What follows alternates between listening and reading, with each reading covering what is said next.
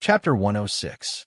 The next morning, Yi Fan, who was sitting cross-legged, opened his eyes.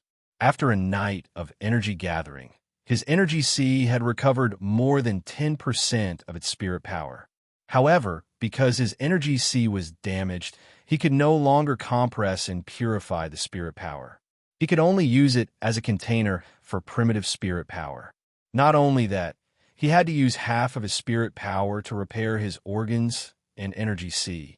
Therefore, he could only use 5% of his spirit power, and it was not pure spirit power. However, Yi Fan was still very pleased. This was better than having no spirit power. After all, he only needed to spend more time to repair his energy sea. When his energy sea was completely repaired, he could recover his spirit power. Dong, dong, dong. Someone knocked on the door. "Who is it?" Yi Fan asked. "Young master, breakfast is ready." The shopkeeper's voice came from outside the door. "Come in," Yi Fan said. The door was pushed open, and shopkeeper Qian walked in with tray. On the tray was a bowl of rice porridge, a plate of pickled vegetables, a plate of peanuts, 2 boiled eggs, and 2 steamed buns. After putting these on the table, he began to clean up the leftovers from last night. "Young master, did you like last night's food?" Shopkeeper Qian asked as he cleaned up. "Very good," Yi Fan said. That's good." Shopkeeper Qian smiled as he quickly cleaned up.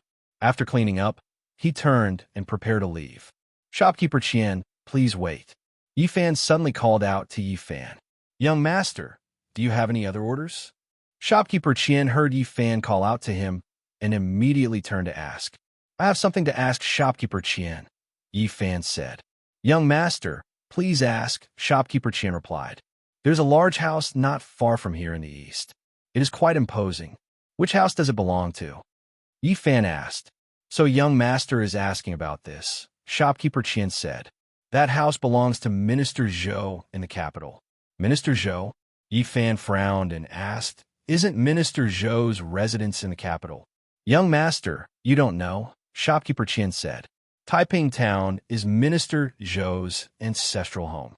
"I see," Yi Fan nodded and said. "I wonder who lives in that house now." "I heard that Minister Zhou has returned to Taiping Town. I think it must be Minister Zhou who lives there now," Shopkeeper Qian said. "I haven't been out for a while, so I can't be sure if it's him." "All right, I got it," Yi Fan said. "You can leave now." "Yes." Manager Qian walked out of the room and closed the door behind him. "Minister Zhou," Yi Fan suddenly remembered what Fujiwara no Chico said last night. She said that she wasn't Fujiwara no Chico, but Zhou Ruoli. When he thought of Fujiwara no Chico, Yi Fan's heart tightened again. He walked to the table and ate a few mouthfuls. Then he sat back on the bed and gathered his chi again. Without spiritual power, everything was in vain. Now, what he could do was to recover his spiritual power as soon as possible. Then he would find a way to find out what kind of magic was used on Fujiwara no Chico. He decided that when his spiritual power recovered to 50%, he would immediately go to Miaojiang to find Jinshan and ask her to check. Jinshan was experienced and knowledgeable. Her cultivation was profound. She would definitely be able to recover Fujiwara no Chico's memory. In the next few days, Yi Fan only did one thing besides eating and sleeping. Yi Fan used the spiritual power he gathered to heal the damage to his sea of qi. The sea of qi was the most important thing. Without the sea of qi, there would be no pure spiritual power. It would be impossible to save Fujiwara no Chico. 5 days later, Yi Fan's sea of qi was finally completely recovered. The spiritual power inside had also recovered to 50%. However, his internal organs were still seriously injured. Even if he used spiritual power to heal, the effect was not very great. It seemed that it would be impossible to heal his internal injuries in a short period of time. Now, the plan was to quickly leave from Yaojiang to find Jinshan and ask her to help restore Fujiwara no Chico's memory and save his beloved wife. On the other hand, he was also worried about the safety of his father and the others. Now that the imperial court was arresting the Yi family members everywhere, they would definitely not show themselves in public. He did not know where they were now or if they were in danger. When he returned to Lingyun Cave, he did not find any trace of his father and the others. He was not worried that his father and the others would encounter a strong enemy. With his father and grandfather's cultivation, it would not be easy to trap them. What he was worried about was that someone would disguise themselves as him and ambush them. If that happened, the consequences would be unimaginable. There were too many urgent matters, but he could only do them one by one. The first thing to do was to find Jinshan. That night, Yi Fan waited until it was dark. He found Boss Qian and told him that he had something to do and had to go out. He thanked him for taking care of him these past few days and gave Boss Qian another 100 taels of silver. Naturally, Boss Qian expressed his gratitude again. After leaving the inn, Yi Fan walked to a secluded place where there was no one. His spiritual power rose into the air and flew quickly in the direction of Miaojiang. Miaojiang was very far away from here. Even if he flew at full speed, it would take him 3 hours. However, Yi Fan did not push his body movement to the extreme. He was now seriously injured, and his spiritual power was not completely full. If he flew at full speed, he was afraid that his internal organs would not be able to withstand it, so he maintained a speed that was neither fast nor slow. At this speed, he would be able to cover most of the distance by dawn. The rest of the road was high in mountains and dense in forests, and there were few people. Even if he flew in the air in broad daylight, no one would find him.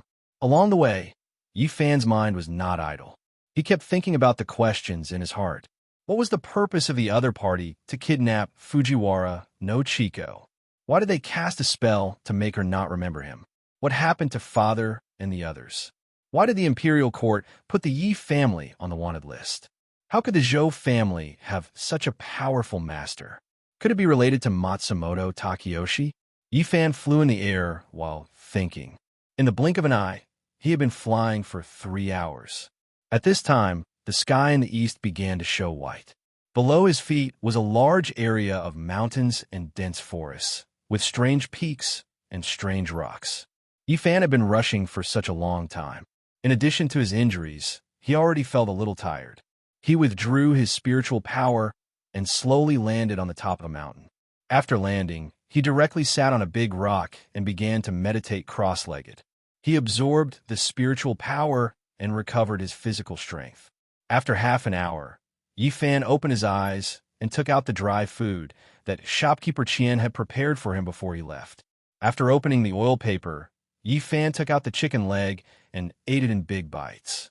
After a few hundred li, he would enter the Miao territory. After entering the Miao territory, Jinshan would be able to sense him and naturally appear. After eating and drinking to his heart's content, the sky was completely bright. Yi Fan got up and tidied his clothes, preparing to fly again. Who knew that when he got up, he suddenly heard a burst of rapid sound behind him. Yi Fan heard it, and his face changed. Someone is sneak attacking me, Yi Fan thought. He quickly turned around and immediately pulled out the snake shadow sword. When he completely turned around, a blue shadow was already 1 foot in front of him. The blue shadow was very vague, and the blue light was flashing. What a fast movement technique! Yi Fan never thought that with his current hearing ability, from the time he heard the sound to the time the opponent rushed in front of him, it only took him a moment to turn around. What kind of movement technique was this? It must be known that he was able to hear small sounds dozens of zhang away. The distance of dozens of zhang was closed in an instant. This person's cultivation was far higher than his. Yi Fan, who already had combat experience, was able to distinguish that the blue shadow was the fast-moving figure of an expert. The blue light was the light emitted by a divine weapon. In a moment of desperation, Yi Fan quickly used his spiritual power to form a defensive stance with the snake shadow sword in his hand. Oh! A dazzling blue battle blade and the white light of the snake shadow sword clashed together. Suddenly, the blue light was everywhere, and the white light scattered. Yi Fan only felt a tyrannical force coming from the battle blade in the opponent's hand. The force caused his hand to go numb, and he almost let go of the snake shadow sword in his hand.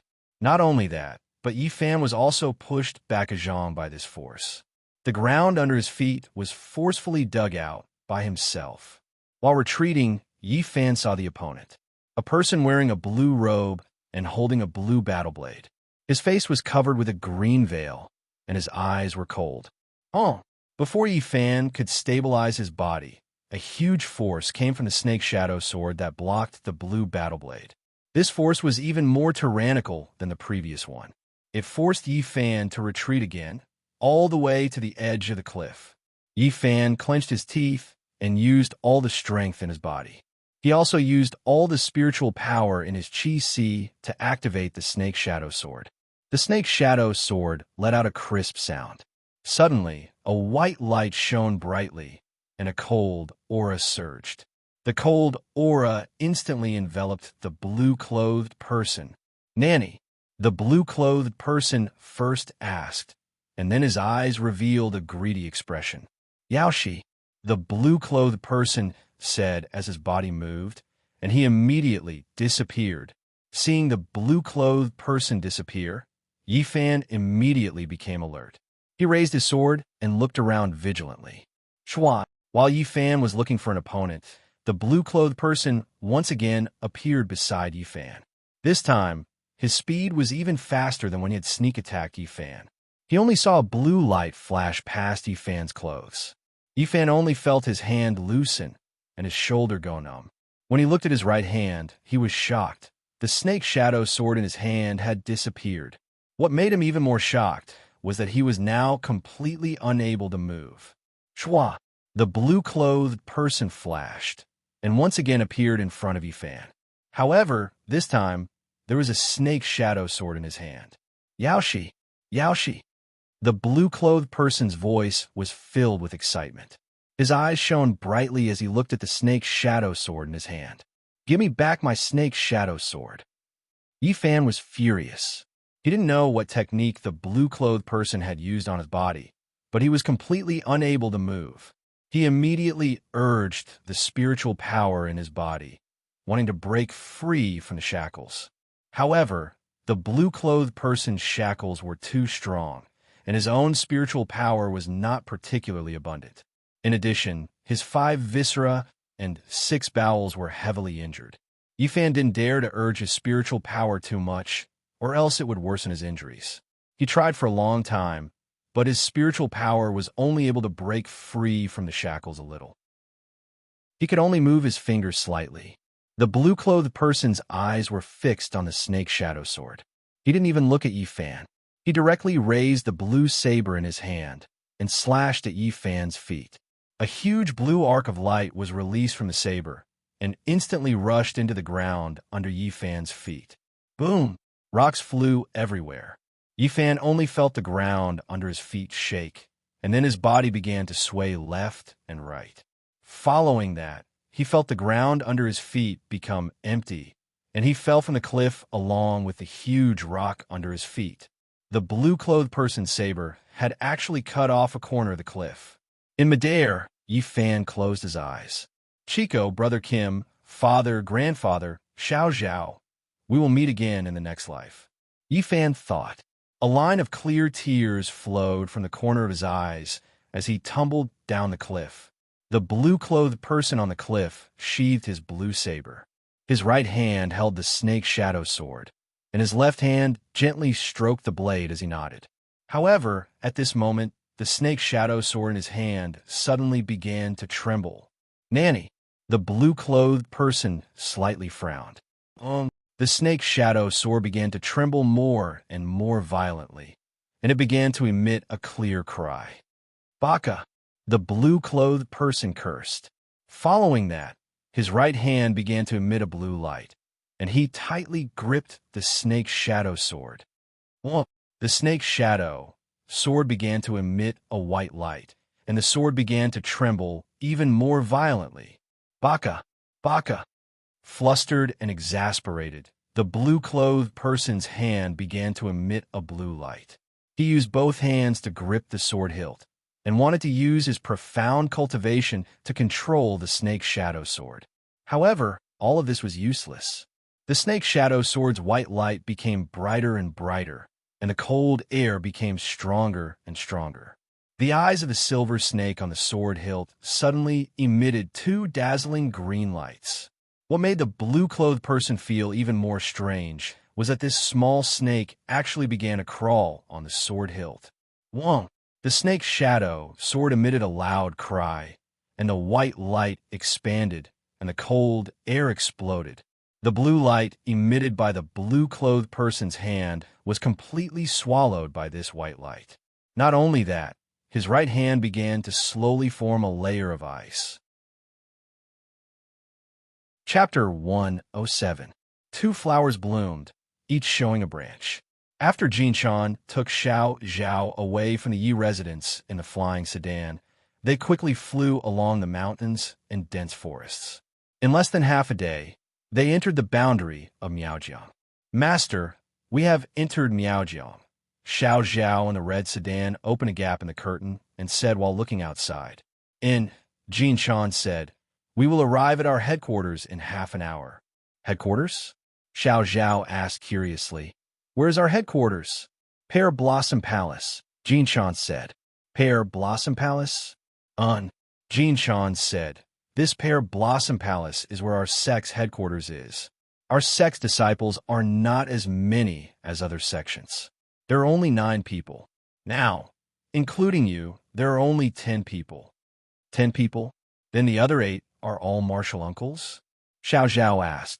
Not all, Jinshan said. There are only 4 of your martial uncles. The rest are like you, the disciples of your martial uncles. They are your senior brothers. Then who are the other 4 martial uncles? Are they all women like you, master? Xiao Zhao's interest was piqued. Silly disciple, how could that be? Jinshan laughed after listening. Your 4 martial uncles are Musan, Shui Ling, Huiyin, and Tu Kuan. Do you understand now? Musan, Shui Ling, Huiyin, Tu Kuan. Xiao Zhao repeated Jinshan's words, plus master. Metal, wood, water, fire, earth? 5 elements? Jinshan smiled and nodded. Then master, aren't you the chief disciple of the martial ancestor? Xiao Zhao laughed. Actually, you still have a martial uncle, but... Jinshan paused and said, Now, he has been expelled by your martial ancestor. Expelled from the sect? Xiao Zhao immediately asked. Who is this martial uncle? Why was he expelled from the sect by Grandmaster? Your martial uncle's name is Wudu back then. He was taken in as a disciple by your Grandmaster together with me. Jinshan said. Wudu? Gu King Wudu? Xiao Zhao said.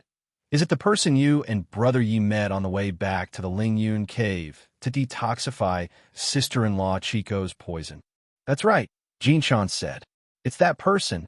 What did he do wrong to be expelled from a sect? Xiao Zhao asked. It's a long story. Jinshan sighed and then told Xiao Zhao everything that had happened back then. After Xiao Zhao heard it, she sighed. As the master and disciple were talking, they heard the sound of water. Xiao Zhao looked down and saw that the red sedan had already flown to the top of a high mountain. There was a waterfall on the mountain. The waterfall was more than 100 feet wide, and it poured down like a white satin from the sky. There was a pool several hundred feet below. The pool was blue and rippling, and the bottom could not be seen. The waterfall rushed to the pool, creating thousands of snow-like splashes. It was extremely spectacular. We're here, Jinshan said as she began to slowly descend the red sedan. In the blink of an eye, it had descended to the height of the waterfall. Master, Xiao Zhao's face was full of confusion. Where's the Pear Blossom Palace? Why don't I see it? Other than the waterfall, there was only the pool. There was not a single brick or tile. She did not know where the Pear Blossom Palace that Master was talking about was. Could it be in the pool? You will know soon. Sit tight, Jinshan said as she stopped the red sedan and floated in the air. Master, what were you doing? Xiao Zhao asked when she saw Jinshan stop the red sedan. Charge in, Jinshan said as she abruptly activated the red sedan. The red sedan that was floating in the air instantly glowed with red light under Jinshan's control. Like an arrow leaving the bow, it charged towards the huge waterfall. Xiao Zhao was caught off guard, and her body leaned against the back of the seat. She was so frightened that she grabbed Jinshan's hand tightly and closed her eyes. The intelligent her had already guessed the location of the Pear Blossom Palace. This pear blossom palace was behind this waterfall. Boom! The red sedan crashed into the waterfall, creating a huge splash. The extremely fast red sedan directly charged into the waterfall. When everything quieted down, Xiao Zhao opened her eyes. "Come down," Jin Shan said as she lifted the curtain and got off the sedan. "We have arrived." Xiao Zhao got off the red sedan and saw the surroundings clearly. Behind her was the rumbling sound of the waterfall. In front of her was a huge glossy stone door. On the stone door, there were 3 red ancient seal words, Pear Blossom Palace. However, the red and green pythons that were coiled in front of the stone door gave Xiao Zhao a fright. These 2 pythons that were as thick as a bowl were originally coiled in front of the door. When they saw someone enter, they immediately straightened their bodies and raised their heads. They looked at Xiao Zhao vigilantly, while hissing and spitting out their blood-red tongues. "Moss! Master Snake! Snake!" Xiao Zhao stuttered as she immediately jumped behind Jin Shan. She was afraid of snakes since she was young. Although she was in human form now, seeing such a huge python still made her heart tremble. It's fine, it's fine." Jin Shan smiled as she patted Xiao Zhao's hand that was grabbing her arm. "This is Little Red and Little Chui. They are guarding the entrance. Don't be afraid. You will be familiar with each other in the future." Saying so, she said to the 2 pythons, "Little Red, Little Chui, this is Xiao Zhao, my new disciple. In the future, you have to get along well with each other. Do you hear?" After hearing this, the 2 pythons immediately nodded as if they had intelligence. Then, they swayed their bodies and swam towards Jin Shan. They first used their heads to intimately rub against Jin Shan's hand. Then, one on the left and one on the right, they circled behind Jin Shan. They straightened their bodies and raised their heads to look at the pale-faced Xiao Zhao. Then, they moved their thick and sleek bodies closer to Xiao Zhao. At this time, Xiao Zhao was tightly holding onto Jin Shan's clothes. She was so scared that she closed her eyes tightly and didn't dare to breathe. "They're showing their goodwill to you," Jin Shan said to Xiao Zhao. "Touch them. You are all different species. You will definitely get along well in the future." Xiao Zhao opened her eyes and looked at the big snakes approaching her. She nervously began to stammer, "They won't bite me." "No, you can touch them." Jin Shan smiled. Xiao Zhao gritted her teeth and slowly let go of Jin Shan's clothes. She gathered her courage and slowly reached out her hand to the green python. The green python immediately lowered its head and welcomed Xiao Zhao's hand. The snake's head was cold and extremely smooth. And what surprised Xiao Zhao even more was that the green python's head actually rubbed back and forth in her palm. It looked very cute. "It likes me?" Xiao Zhao said excitedly. The fear, just now, was swept away. "I was right." Jin Shan smiled. After touching the green python, Xiao Zhao also touched the red python. The red python was even more mischievous than the green python. After rubbing against Xiao Zhao's hand, it rubbed against Xiao Zhao's leg. Xiao Zhao laughed. "Xiao Hong, Xiao Chui." Jin Shan smiled and said, "That's enough. There will be plenty of time to play with Xiao Zhao in the future. Now is not the time to play." After hearing Jin Shan's words, the 2 pythons immediately left Xiao Zhao obediently. "Xiao Zhao, follow Master inside," Jin Shan said as she turned around and said to the 2 pairs of red boots in front and behind the paper sedan, "You 2 brothers can walk around, but you must not scare the local people. If there is anything, I will look for you." As soon as Jin Shan's voice fell, the 2 pairs of red paper boots immediately tiptoed, raised their heels, and faced down, as if they were kowtowing to Jin Shan. Then, with a cool breeze, they went out of the waterfall, and the 2 pairs of red paper boots immediately fell to the ground. Jin Shan reached out and snapped her fingers. With a bang, the red sedan and paper boots immediately burst into flames and were burned to ashes in an instant. "Master," Xiao Zhao looked at the burnt paper sedan and said with regret, "It's a pity to burn such a good sedan." "Silly disciple," Jin Shan said with a smile. "This paper sedan has been used for too long. Just now, it was drenched with water. It can't be used anymore. Later, I will make another one." "Really?" Xiao Zhao's face was full of envy. When can I be like you, master, and be able to make this paper palanquin myself? Hee, Jin Shan said with a smile. When the time is right, I will teach you the flying sedan method. Now, let's go in and greet your grandmaster and martial uncles. With that said, she waved her hand, and the huge stone door slowly opened with a rumbling sound. As soon as the stone door opened, a burst of flowery fragrance greeted them. The fragrance floated in all directions, refreshing the mind. What came into view was a dozen extremely tall pear trees on both sides. These pear trees were all in bloom. The tall treetops, snow-white pear blossoms, coupled with snow-white petals floating down, made for a dreamy scene. Following behind Jin Shan, Xiao Zhao felt like she was in a fairyland as she walked on the solid wood floor in the middle. Unlike Lingyun Cave, almost everything here was made of rosewood. The pavilions, terraces, tables, chairs, and benches were all made of rosewood. Even the floor was paved with rosewood. Walking on it was extremely comfortable. Although this pear blossom palace was not as vast as Lingyun Cave, it was still extremely spacious. It was like a very large garden, with luxuriant grass and a variety of resting places. What do you think of this place? Jin Shan turned around and asked Xiao Zhao, who was looking around. This place is so beautiful, just like a fairyland.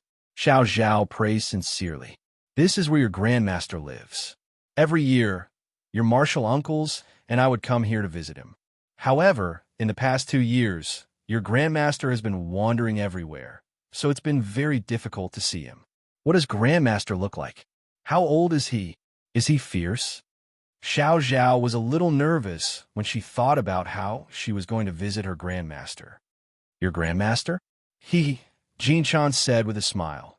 Your grandmaster is Han, and he's even more handsome than your brother Yi. From what I know, your grandmaster is already more than 800 years old. More than 800 years old? Xiao Zhao said in shock. What's there to be shocked about? Aren't you a few hundred years old too? Jin Shan said with a smile. How is that the same? Xiao Zhao said as she asked. Is grandmaster an immortal? Ha ha ha. Jin Shan laughed and said, It's really hard for me to answer this question. Your grandmaster had already become a heaven wizard 100 years ago, so he should be considered an immortal. As for his temper, Jin Shan said, he used to be quite fierce, but he's gotten much better in the past few years. After hearing that, an image appeared in Xiao Zhao's mind. An old immortal wearing a long robe, with white hair and a youthful complexion, with a white beard, holding a dragon-headed walking stick, scolding his disciple angrily. The master and disciple talked as they walked, and in the blink of an eye, they arrived in front of a tall wooden door. Chapter 108. Eldest senior sister is here. As soon as the wooden door was pushed open, a man wearing a navy blue miao robe immediately appeared at the door. He had a bronze complexion, a green cloth wrapped around his head, and a huge copper ring on one of his ears. He was dressed like a member of the Miao clan. Behind him was a young man of about 20 years old, also carrying a green bamboo basket. He was also dressed like a member of the Miao clan. He saluted Jin Shan. Mu Lin greets martial aunt. Junior brother Mu's son? Jin Shan waved to the man named Mu Lin and said to the man in the navy blue miao robe in front of her, You came so early, even faster than me. I happened to be in Miaojiang when I received Master's secret order, so I rushed over immediately, said the man from the Miao clan. Where's Master? Jin Shan said as she walked inside. She hadn't seen her master for a long time. The furnishings here were slightly different from the outside. There was a unique wooden house, and the ground around the wooden house was full of strange flowers and plants. In the courtyard, a huge pear tree covered half of the small courtyard like an umbrella. Under the tree, there was a huge wooden table carved from the roots of the pear tree. On the wooden table, there was a set of chess pieces. The chess pieces were made of neither stone nor jade, but were all made of pear wood. The black pieces were made of rosewood, and the white pieces were made of snow pear wood. Master has been meditating in the room, said the man in the miao robe. Master said that I will tell him when everyone is here. Senior sister, you shouldn't go in and disturb him. Jin Shan immediately stopped and turned to ask Mu's son, What happened to Master? Did he say why he was in such a hurry to see us? Master is the same as before, said Moose Sr. He didn't tell me what happened. I see, Jinshan said. What about Shui Ling and the others? Haven't they arrived yet? Not yet, Moose Sun replied. Then let's wait here, said Jinshan.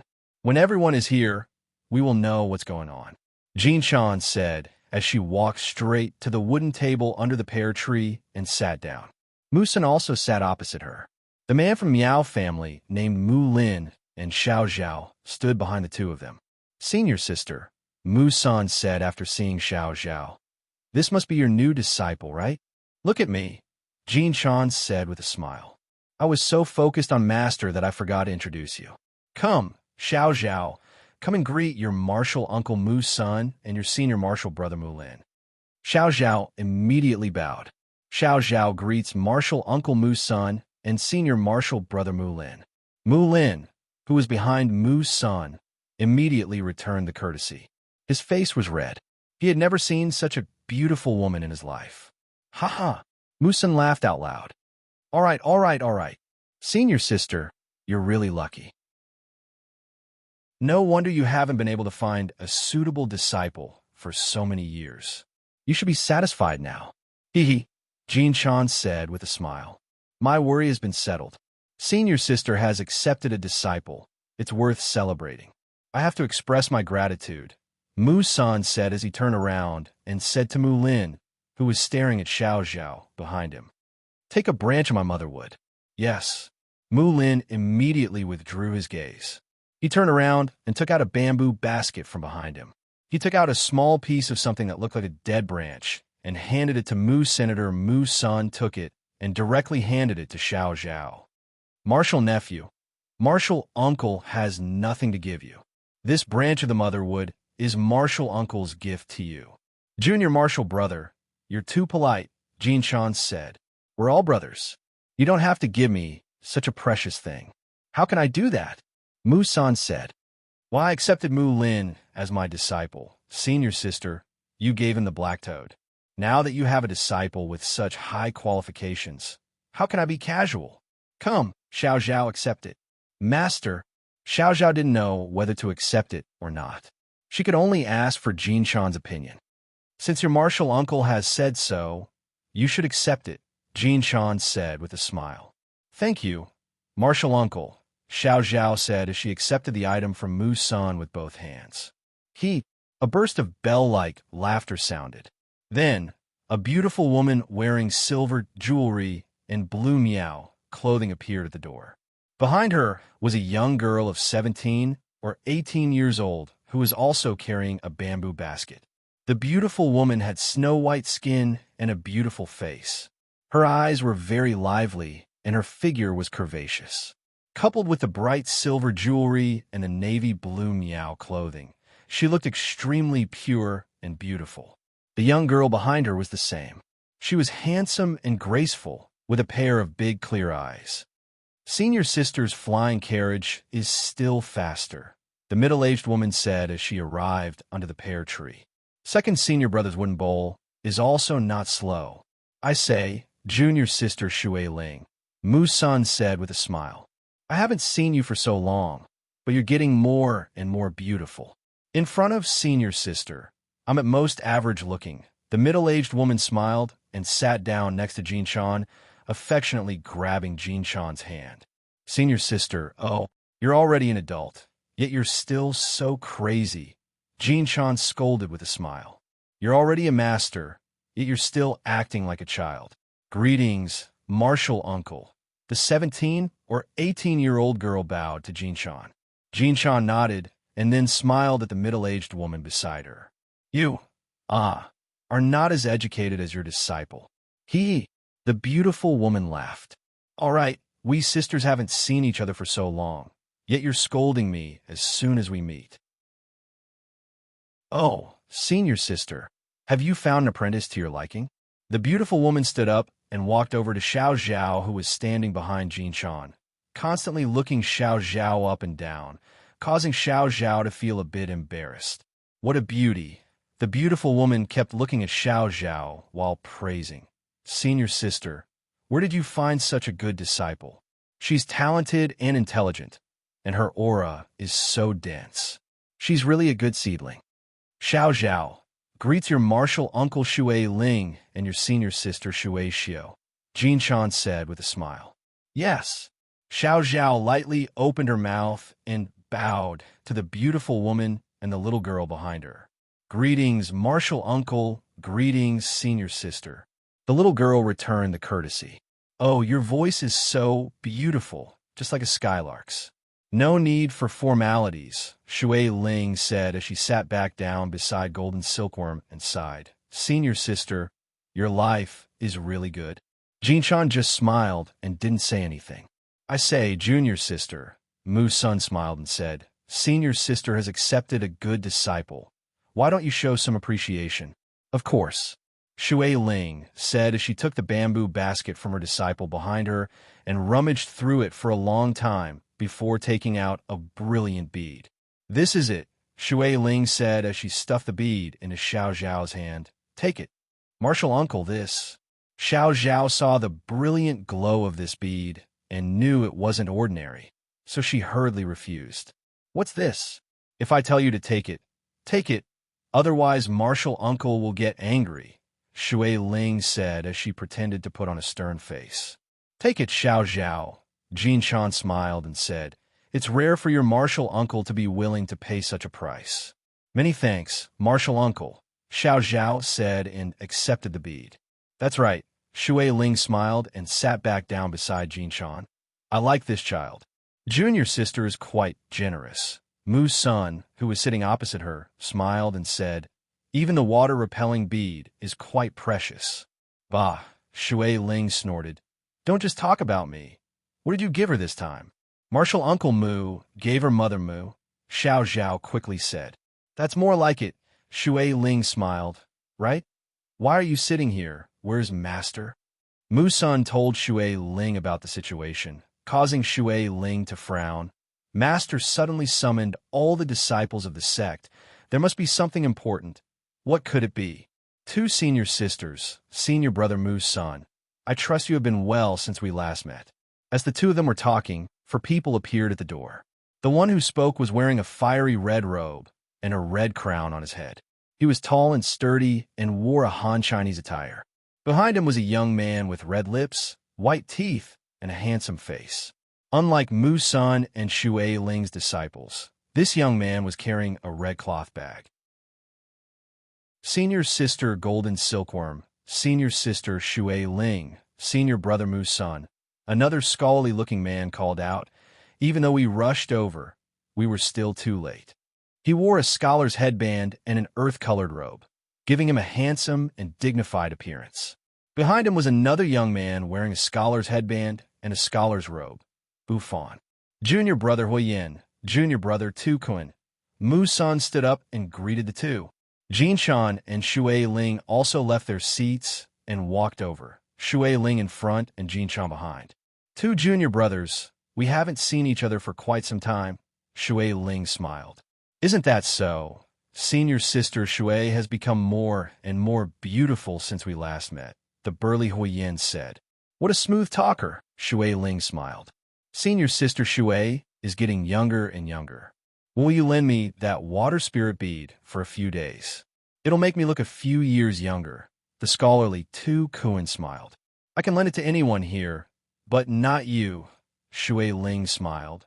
You're the youngest among us senior brothers. If I lend it to you, wouldn't it make us look old? How have you two junior brothers been? Jin Shan said as she walked over, followed by Xiao Zhao, eldest senior sister. When Huiyin and Tu Kun saw Golden Silkworm, they immediately went to her left and right. Eldest senior sister, you look really good in Han Chinese clothes, Huiyin said as he looked at Jin Shan. You're even more beautiful than wearing Miao clothes. And Tu Kun also nodded in agreement. Senior sister, you should wear Han Chinese clothes from now on. If you and senior sister Shui wear Miao clothes, it'll be easy for us to get dazzled. Impudent. Jin Shan smiled and said, Xiao Zhao, come and greet your martial uncle Hua and martial uncle Tu, as well as your two senior brothers. Next, Xiao Zhao bowed to the two of them. Huiyin and Tu Kuan saw that Xiao Zhao was intelligent and generous, so they each gave Xiao Zhao a greeting gift. Huiyin gave her a red flaming stone, while Tu Kuan gave her a small bag of sand. Xiao Zhao had never seen or heard of any of the things these people had given her: the dead tree branch, the red stone, and the bag of earth. Except for the brilliant bead Shui Ling had given her, Xiao Zhao really couldn't see anything special about these three things. Next, Xiao Zhao bowed to Huiyin and Tu Kuan's two disciples, one called Huiqi and the other called Tu Chen. Both of them were Han Chinese. The two of them immediately returned the greeting, then bowed to Jin Shan, Mu Sun, and Shui Ling. After a round of greetings, Tu Sun said, "Since everyone is here, we should go and greet Master." Everyone nodded and immediately went to the steps in front of the wooden house to wait. Mu Sun tidied his clothes and slowly walked up the steps to the door of the wooden house. He bowed and said, "Reporting to Master, all the disciples are here." A clear male voice came from inside the house. Mu Sun immediately walked down the steps and stood in the queue. There were 2 rows in total. The front row was Jin Shan, Mu Sun, Shui Ling, Huiyin, and Tu Kuan. The back row was Xiao Zhao, Mu Lin, Shui Xiu, Huiqi, and Tu Chen. At this moment, the 10 of them were bowing with their hands hanging by their sides. None of them made a sound. Xiao Zhao was extremely curious at this moment. She really wanted to see the martial ancestor who had reached the immortal realm. To be honest, she had never seen what an immortal realm cultivator looked like. Although she had seen Brother Kim had always possessed someone else's body. She had never seen his real body. She had seen Ye Qing and Bai Sheng, but she had never seen their real bodies, so she did not know. Just as Xiao Zhao was thinking, an extremely clear voice came from inside the house. "You're all here. Disciple greets Master." Everyone immediately knelt on the ground and said in unison, "Rise." The man in the house said. Everyone immediately stood up. Then the wooden door opened and a man in white with an elegant temperament appeared in front of everyone. When Xiao Zhao saw him, she was stunned. The man in front of her looked to be in his 20s. He wore a flawless white jade robe and a carefree scarf on his head. His face was like jade, his eyes were like cold stars, his eyebrows were like ink, his lips were red, and his teeth were white. He was handsome and had an immortal aura. He really looked like a grand, celestial, immortal descending upon the mortal world. When Xiao Zhao saw him, she was shocked. She did not expect the 800 years old martial ancestor to look so young. She had thought that her martial ancestor was an old man with white hair and a youthful face. Chapter 109. Grandmaster. Xiao Zhao was very shocked after hearing this.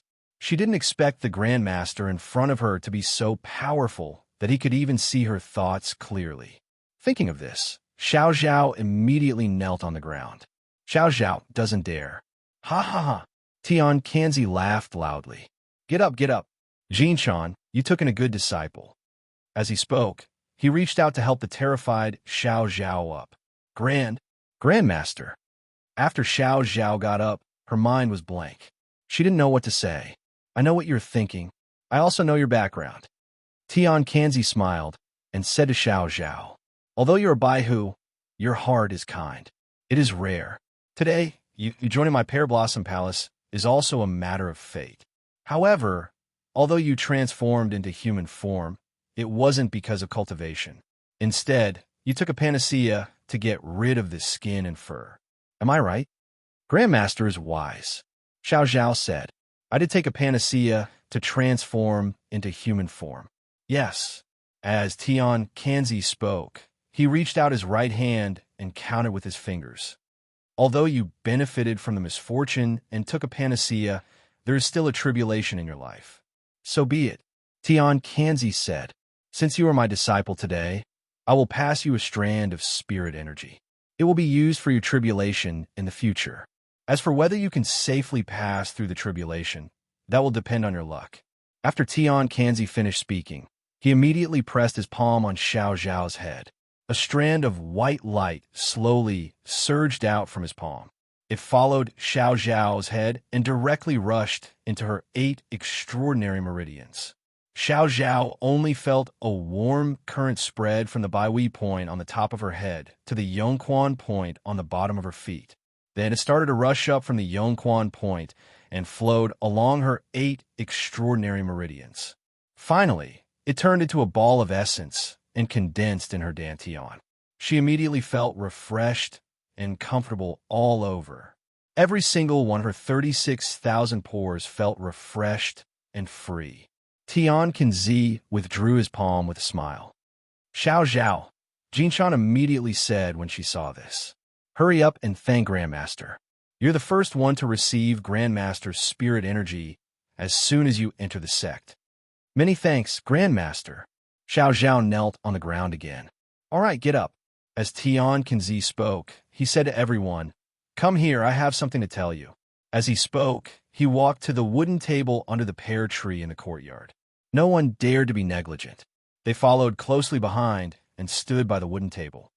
Take a seat, Tian Kenzi said. Jinshan and the other 4 immediately sat down, while the other 5 disciples stood behind them.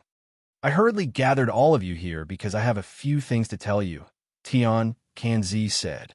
I am about to leave for a trip overseas. I will not be back in a short period of time.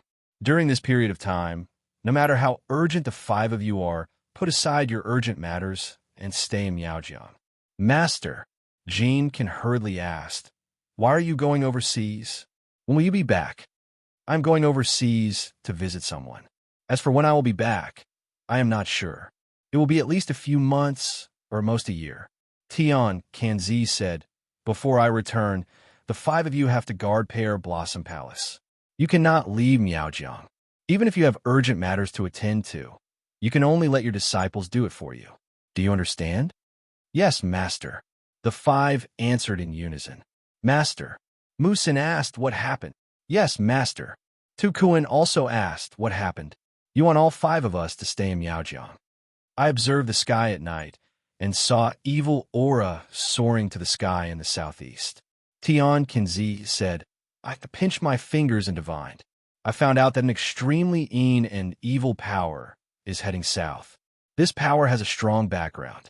In half a month, or at least a few days, this power will spread to Miaojiang. It might even come to Pear Blossom Palace. What? The burly Hua Yan exclaimed. Our Pear Blossom Palace has always stood aloof from worldly affairs. What are they doing here? Green Shaman Scripture. Tian Kenzi said calmly. After the 5 heard this, they were shocked. Humph, Shui Ling sneered. They have eaten a bear's heart and a leopard's gall. They dare to covet Master's green shaman scripture? I think they don't want to live anymore. Master, what should we do? Should we take the initiative to face the enemy? Jin Shan asked. No, you can't make the first move. Tian Kenzi said. After I leave, you have to pay close attention to the movements of the important roads in Miaojiang. Secretly release goo worms and send disciples to guard them to prevent the villagers from being poisoned by goo. Also, set up a barrier outside Pear Blossom Palace and set up a 5 elements formation. If the other party is still unwilling to give up and insists on breaking into the palace, Tian Kenzi paused. Kill. Yes. The 5 answered in unison. After I leave, listen to your eldest senior sister's arrangements. Tian Kenzi said, Do not act on your own accord. Yes. The 5 answered again. Jinshan, come in with me. Tian Kenzi said, I have something to say to you. Saying so, he got up and walked into the wooden house. Yes, Master. Jinshan immediately got up and followed Tian Kenzi into the house. After entering the house, Jinshan closed the door and stood at the side with her hands by her side. After I leave, you must not lower your guard. Tian Kenzi said, Among the 5 of you, you and Mu Sun are the most steady. But in terms of cultivation and wit, Mu Sun is not as good as you. This time, I will leave Pear Blossom Palace to you. Don't disappoint Master. Master, don't worry. Disciple will not disappoint Master. Jinshan answered. Tian Kenzi changed the topic. Have you been to Yi Clan recently? Yes.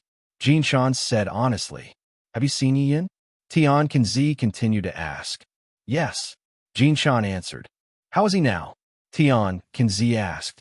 He is fine, Jinshan answered. I saw your chi and blood fluctuating and your primordial spirit scattered. Did you fall in love again? Tian Kenzi asked. Jinshan was shocked after hearing this. She hurriedly said, Disciple does not dare. Ha! Tian Kenzi laughed.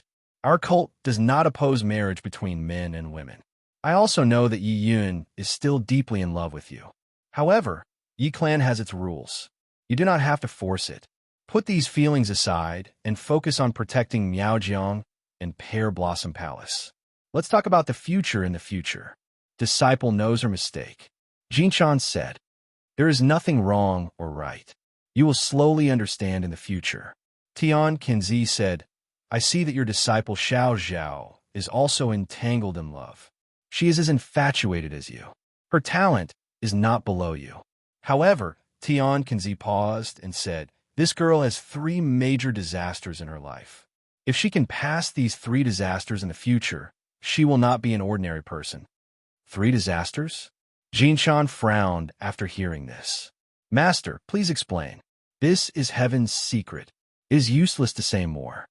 Tian Kenzi said, Everything depends on her. Jinshan nodded. All right, Master. Jinshan suddenly thought of something. A few days ago, I met eldest Shixiang. Wudu? Tian Kenzi asked. He returned to Middle-earth? Yes. Jinshan answered. You fought? Tian Kenzi asked. Yes. Jinshan said and told Tian Kenzi the situation at the time. Wudu is extremely greedy, but he still has you in his heart. Otherwise, he would not have been defeated so easily by you. Tian Kenzi said, Master, you mean he lost me on purpose? Jinshan heard the meaning behind her master's words. Wudu's flying locust formation is powerful, but it is not his ultimate skill. Tian Kenzi said, Not to mention others, the python in his hand is several times more powerful than the flying locust formation. Not to mention his own cultivation. He has been learning from me for many years. I know how many skills he has. The 2 of you are on par with each other in cultivation. If both of you use your true skills, you should be evenly matched. Jinshan was silent after hearing this. It seems that Wudu did not use his true skills in that battle. All right, it is about time. I should get going. Tian Kenzi stood up and waved his hand. A green sword hanging on the wall instantly disappeared and then appeared in his hand. This was a normal thing. However, what made Jinshan feel strange was that there was a green copper bell hanging on the hilt of her master's Tian Kenzi. This copper bell was very exquisite and ancient. She had been with her master for so many years, but this was the first time she saw this copper bell.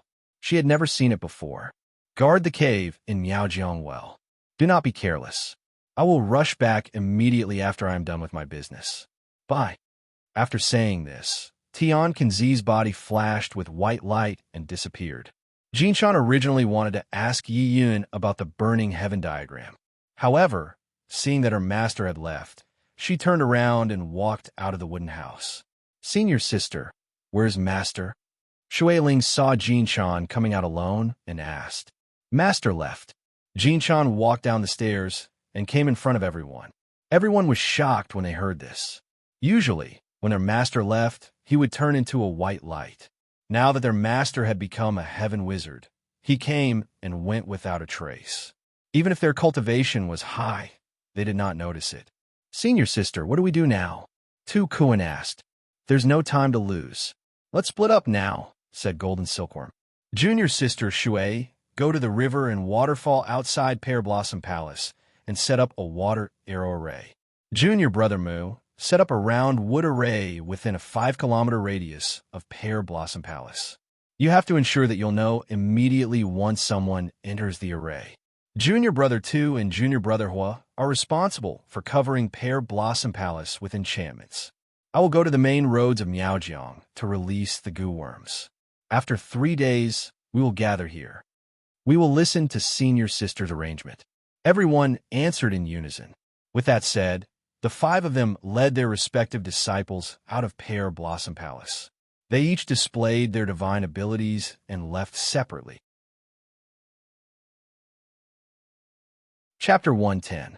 After Yi Yun, Yi Kong, and Yi Chun left the Forbidden City, they used their movement techniques to run along a deserted path.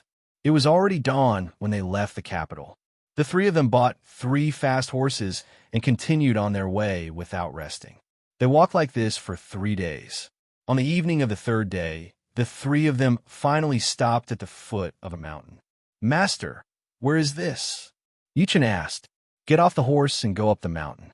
As Yi Yun spoke, he got off the horse and slapped the horses but heavily with his palm. The horse neighed in pain and galloped away.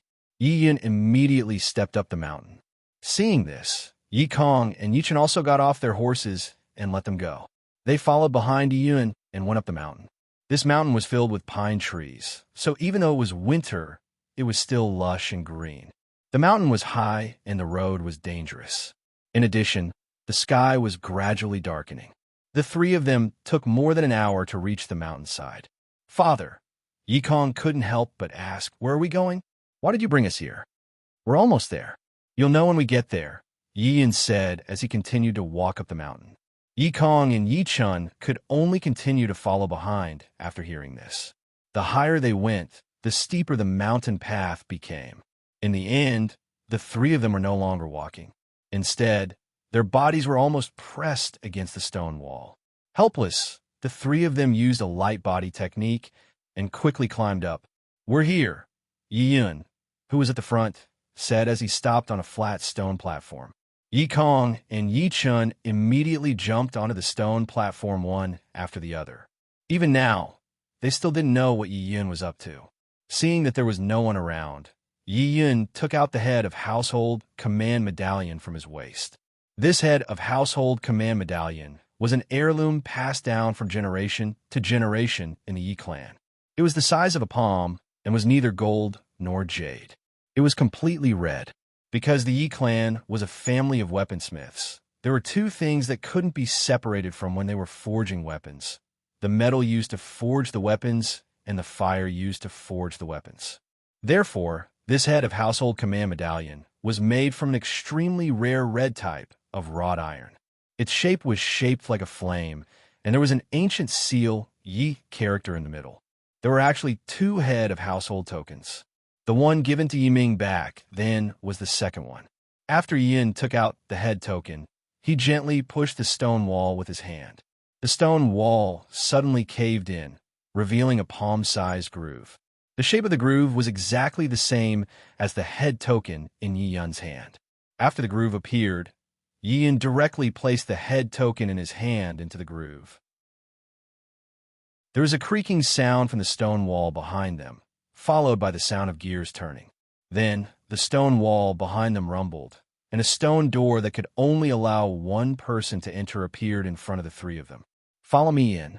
After saying that, Yi Yun took the lead and entered the stone door. Yi Kong and Yi Chun looked at each other in surprise, and then entered one after another.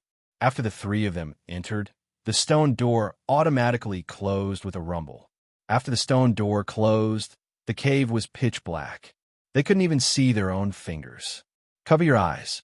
Don't blur them," said Yi Yun in the dark. "Blur them?" Yi Kong and Yi Chun didn't know what Yi Yun meant. It was so dark. How could they blur their eyes? Even if they lit a match, it wouldn't blur their eyes. "Ooh!" Yi Yun blew on the match in his hand. As the match was lit, a large silver light instantly lit up, dazzling Yi Kong and Yi Chun's eyes. The 2 of them hurriedly covered their eyes with their arms to block the bright light. After the 2 of them adjusted to the silver light, they immediately put down their arms and looked into the cave. With one look, the 2 of them were immediately stunned by the scene in front of them. In front of them was an extremely wide cave. It was about 300 feet long and 20 feet wide. On the wide ground, rows and rows of shining silver bricks formed a dozen walls. The bright light just now was caused by the light reflected by these silver bricks. Yi Chun was so shocked by this scene that he couldn't speak coherently. This is the Yi clan's secret hiding place," said Yi Yun as he lit a candle in the corner with a match. "Silver House." "Silver House." Yi Kong and Yi Chun were shocked when they heard this. So this was the legendary hiding place of the Yi clan. It was said that during the Yi clan's glory days, they had so much money that they couldn't fit in a house. They even cast gold into a big ball and buried it underground. At first, they thought that this was just an exaggeration. Now, they understood that these legends were not groundless. The two of them walked down the stone steps and came to the front of the silver wall. They each picked up a silver brick and looked at it carefully. These silver bricks were different from the ones on the market. They were real bricks. They were 7 inches long, 3 inches wide, and 2 inches thick. They were about the same size as the bricks made in the kiln. Its entire body was extremely smooth, and its shiny white walls filled the entire cave. Each did a rough calculation. These silver bricks added up to no less than 10 million taels of silver. As you can see, other than the banknotes, the Yi clan's cash is all here. Yi said as he lit the candles in the other 3 corners. These candles were as tall as a person and as thick as a water bucket. They were made with a secret material.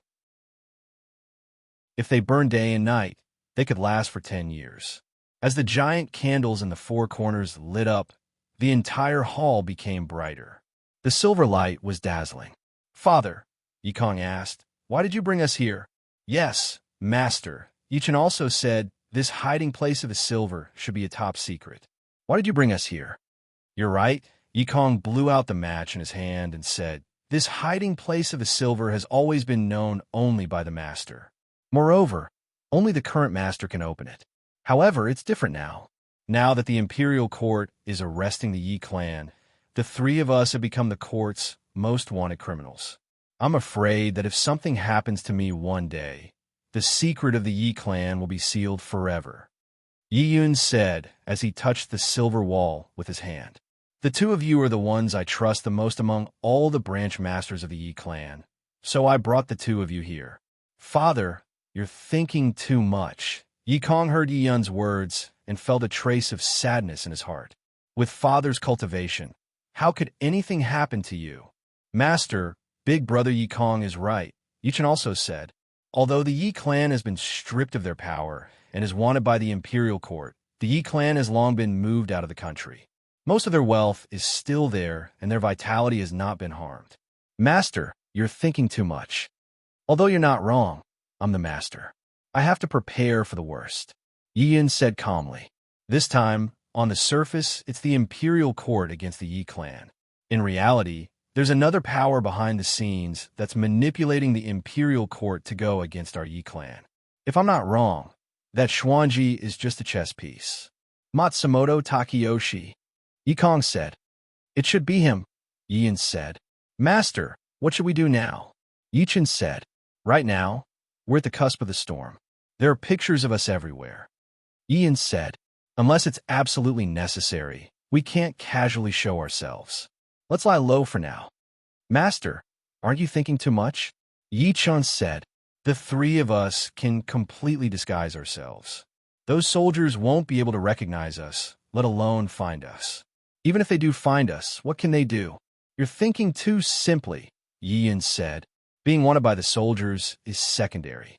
I'm worried that Matsumoto Takeyoshi will send masters to secretly track us down. Those people are not ordinary people. Last time at the ancestral home, if the ancestor hadn't appeared in time, I'm afraid our Yi clan would have been destroyed." "Master, your meaning is?" Yichin asked. "Let's stay in this silver house for a few days first," Yi said. "There are several large secret rooms next to this silver house. There's water and food in there, enough to feed hundreds of people for 2 years. Back then, our ancestors were very far-sighted. They were afraid that the Imperial Court would one day turn hostile, so they secretly left a backup plan. To tell you the truth, other than this silver house, the Yi clan also has 2 important places, the Golden Hall and the Jade Pavilion. There are several times more gold and jade articles there than here, and there's also more food stored there than here. There are also many weapons." "What? Golden Hall? Jade Pavilion? Several times?" Yi Yun's words shocked Yikong and Yichun. They knew the Yi clan was rich, but they didn't expect it to be this rich. What they admired even more was the foresight and foresight of the Yi clan ancestors. "What? Do you think a Yi clan is too rich?" Yi Yun looked at the shocked Yi Kong and Yi Chun and said with a smile.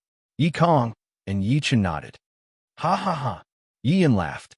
This is actually very normal. The Yi clan has been in control of the military for nearly 1,000 years, and there are pawn shops everywhere. In addition to the Yi clan's golden name, of course they are rich. After such a long time, this wealth is not enough. Yi Kong and Yi Chun sighed when they heard this. It was not an exaggeration to describe the Yi clan's wealth as rich as a country.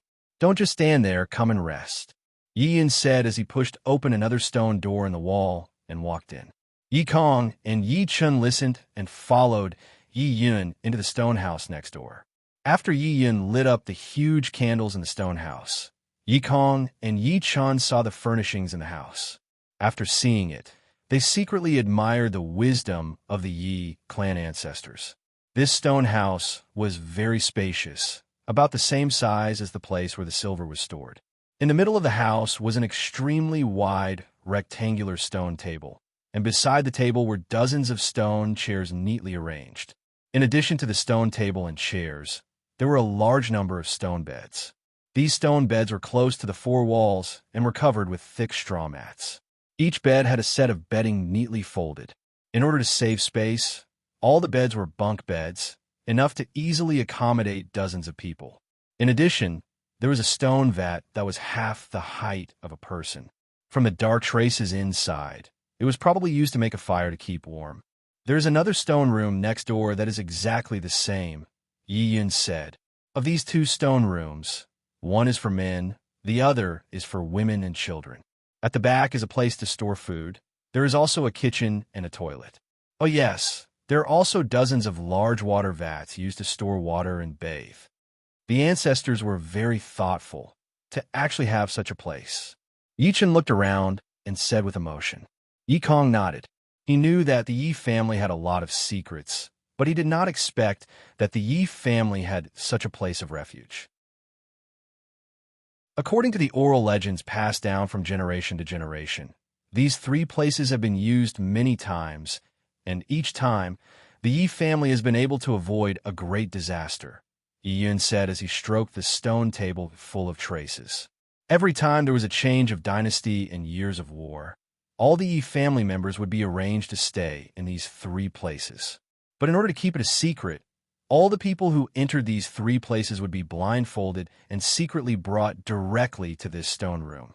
The stone room where the gold, silver, and jade items were stored was sealed with a mechanism. Except for the head, no one knew about it. When the war was over and the world was at peace, these people would be blindfolded again and secretly taken away in a carriage. So the Yi family members who entered these three places only knew that there was a refuge, but did not know the specific location, let alone the place where the gold, silver, and jade items were stored. The ancestors were very thoughtful. Yi Chun heard Yi Yun's words and sighed. We will stay here for the time being. When the situation is not so tense, we will leave tonight, Yi Yun said as he sat on the stone chair. Head, where are we going? Yi Chun asked. Chapter 111. Baka. Slap. Slap. Two heavy slaps landed on Xuanji's face from both sides. Hi. Xuanji stood stiffly in place, his arms clasped together as he bowed and nodded. Matsumoto Takeyoshi was so angry that his face turned green. I only told you to hide by the emperor's side. What did I tell you to act on your own accord? Matsumoto Takeyoshi shouted. My lord, I was just anxious to gain merit. Xuanji lowered his head and said, I wanted to capture Yi Yun and force them to hand over the armament forging manual and offer it to my lord. Idiot! Matsumoto Takeyoshi cursed. Do you think they're that easy to deal with? Hattori Chixio, Fujiwara no Chiko, and Suaming Hall's Chi Yao. Those three experts couldn't even defeat the Yi clan. You want to obtain the armament forging manual with that little bit of skill of yours? Idiot! Not only did you expose your identity, you also alerted the enemy and made the Yi clan take precautions. This subordinate knows his mistake and deserves 10,000 deaths. Xuanji bowed. 10,000 deaths? Yuhan people really know how to talk, Matsumoto Takeyoshi sneered. Dying once is enough. What 10,000 deaths? If I wanted you to die, a single strike would be enough. Who would be in the mood to stab you 10,000 times? My lord is right. Please punish me. Xuanji bowed at a 90-degree angle. What's the use of punishing you? Matsumoto Takeyoshi asked. Let me ask you, how is the great Ming Emperor now? Is he dead or alive? My lord, I've put him under house arrest. Furthermore, I brought this back for my lord. Xuanji took out an item wrapped in yellow cloth, stepped forward, and presented it to Matsumoto Takeyoshi with both hands. What is this? Matsumoto Takeyoshi glanced at it but didn't take it. Master, this is the Imperial Jade Seal, Xianji said, looking up. As soon as he finished speaking, the eyes of the two experts behind Matsumoto Takeyoshi lit up at the same time. Matsumoto Takeyoshi's eyes lit up when he heard this. Oh! Matsumoto Takeyoshi raised his eyebrows and asked. Exactly. Under my interrogation, the Emperor finally handed over this item. Today, I offer it to you as a token of my loyalty. Matsumoto Takeyoshi reached out and untied the yellow silk on Xuanji's hand. As soon as the yellow silk was undone, a 4-inch square jade seal, glowing with white light, immediately appeared in front of everyone. There were 5 dragons on top of the jade seal, and the seal was smooth and warm. On the bottom of the seal, there were 8 ancient seal characters that read, By the mandate of heaven, live forever and prosper. Apart from the Emperor, who else in the great Ming dynasty knows about this? Matsumoto Takeyoshi looked at the jade seal and asked, Apart from this subordinate and the Emperor, there is no third person who knows. Xianji immediately replied. That's good. Matsumoto Takeyoshi covered the jade seal with the yellow silk again. Take it back and give it to the Emperor. The two experts behind him frowned. They didn't understand why Matsumoto Takeyoshi would do this. It must be known that the Imperial Jade Seal was no small matter. Ever since Li Si of the Qin dynasty had been ordered by the first emperor of the Qin dynasty to use the jade annulus of he to carve this jade seal, it had been passed down from one emperor to the next. As a token of divine imperial power, legitimate and legitimate, it was worshipped like a rare treasure, an important treasure of the country. Obtaining it symbolized that the bearer of the seal had received the mandate of the heavens, while losing it meant that the country's destiny had come to an end. Many generations of people who coveted the imperial power had died for this jade seal, and this jade seal had changed hands time and time again. Now that this jade seal was placed in front of Matsumoto Takeyoshi, he had Xianji take it back to the palace and give it to the emperor. Master, you mean? Xianji didn't understand Matsumoto Takeyoshi's intentions.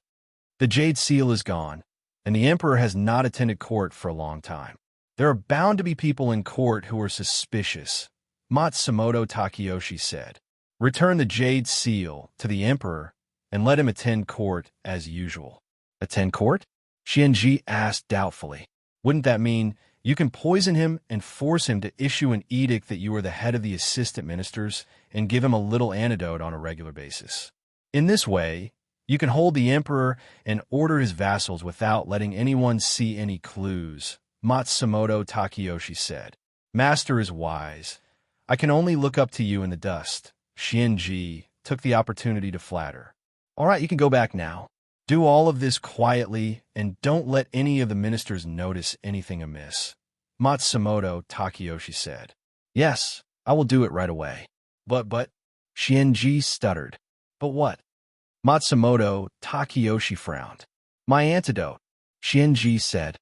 Give it to him, Matsumoto Takeyoshi said impatiently. As soon as Matsumoto Takeyoshi finished speaking, someone immediately walked over and handed a small porcelain bottle to Xianji. Xianji hurriedly took the bottle, poured out a pill, and swallowed it. Report back in a month, Matsumoto Takeyoshi said. Yes, I will take my leave. Xianji put the jade seal into his pocket, bowed, and left. After Xianji left, Matsumoto Takeyoshi slowly walked back to his seat, not saying a word. Why didn't Mr. Matsumoto leave the jade seal behind? The man in blue behind Matsumoto Takeyoshi asked. At worst, we could just make a replica and let him take it back. If it's the real heirloom seal, I'll keep it, Matsumoto Takeyoshi said calmly. The man in blue and the man in white immediately frowned. Do you mean to say that the jade seal is fake? The man in white asked. The jade seal he brought is no ordinary item, but Matsumoto Takeyoshi said, it's not the heirloom seal. Is Ji deliberately deceiving you? The man in blue frowned. That's not it. Matsumoto Takeyoshi picked up the teapot on the table and poured tea into his cup. He doesn't have the guts. He's been poisoned. If he doesn't take the antidote regularly, he won't be able to keep his life, the man in blue said. He shouldn't be deceiving you. Speaking of the antidote, the man in blue said, why didn't Hattori Chishion and Fujiwara no Chiko return? With their cultivation, even if they aren't a match for the Yi clan, they shouldn't be unable to escape. Could it be, it's not just them? Matsumoto Takeyoshi took a sip of tea and slowly said, you don't know this, but great god Sietion sent an expert to help me. However, Matsumoto Takeyoshi said with a frown, he also failed. Expert? What expert? The man in blue asked. It can't be some shrimp soldier or crab general, right? Shrimp soldier or crab general. Oof. Matsumoto Takeyoshi sneered. This person has cultivated for over 1,000 years. He's one of the 10 great guards of great god Sietion, the cat demon Gyuju Junichiro. Don't you think he's a shrimp soldier or crab general? After the man in blue heard this, he didn't say anything else. The man in white slightly knit his brows after hearing this. I never thought that the Yi clan would be so hard to deal with. The others are still easy to deal with. Matsumoto Takeyoshi said. With Gyuju Junichiro's help, victory was already in our grasp. I never thought that Yi Ming would appear at the most crucial moment. This person's cultivation is so high that even great god Sietion has to show some respect to him. The 1,000-year-old Gyuju Junichiro couldn't even take a single move from him before being defeated. You too can imagine just how high this person's cultivation is. After the man in white heard this, his brows knit even tighter. If it was anyone else, he wouldn't even put them in his eyes. However, if it was great god Sietion's 10 great guards, it wasn't a joke. Their cultivation was high and their battle strength was strong. It was far from what Hattori Chishion could compare to, but he was defeated in a single move. Just how high was Yi Ming's cultivation? After the man in blue heard this, he was also shocked. He never thought that the Yi clan would have such a powerful expert. It seems that he had underestimated the Yi clan's strength. Hattori Chishion and Fujiwara no Chiko, they should still be alive. Matsumoto Takeyoshi said.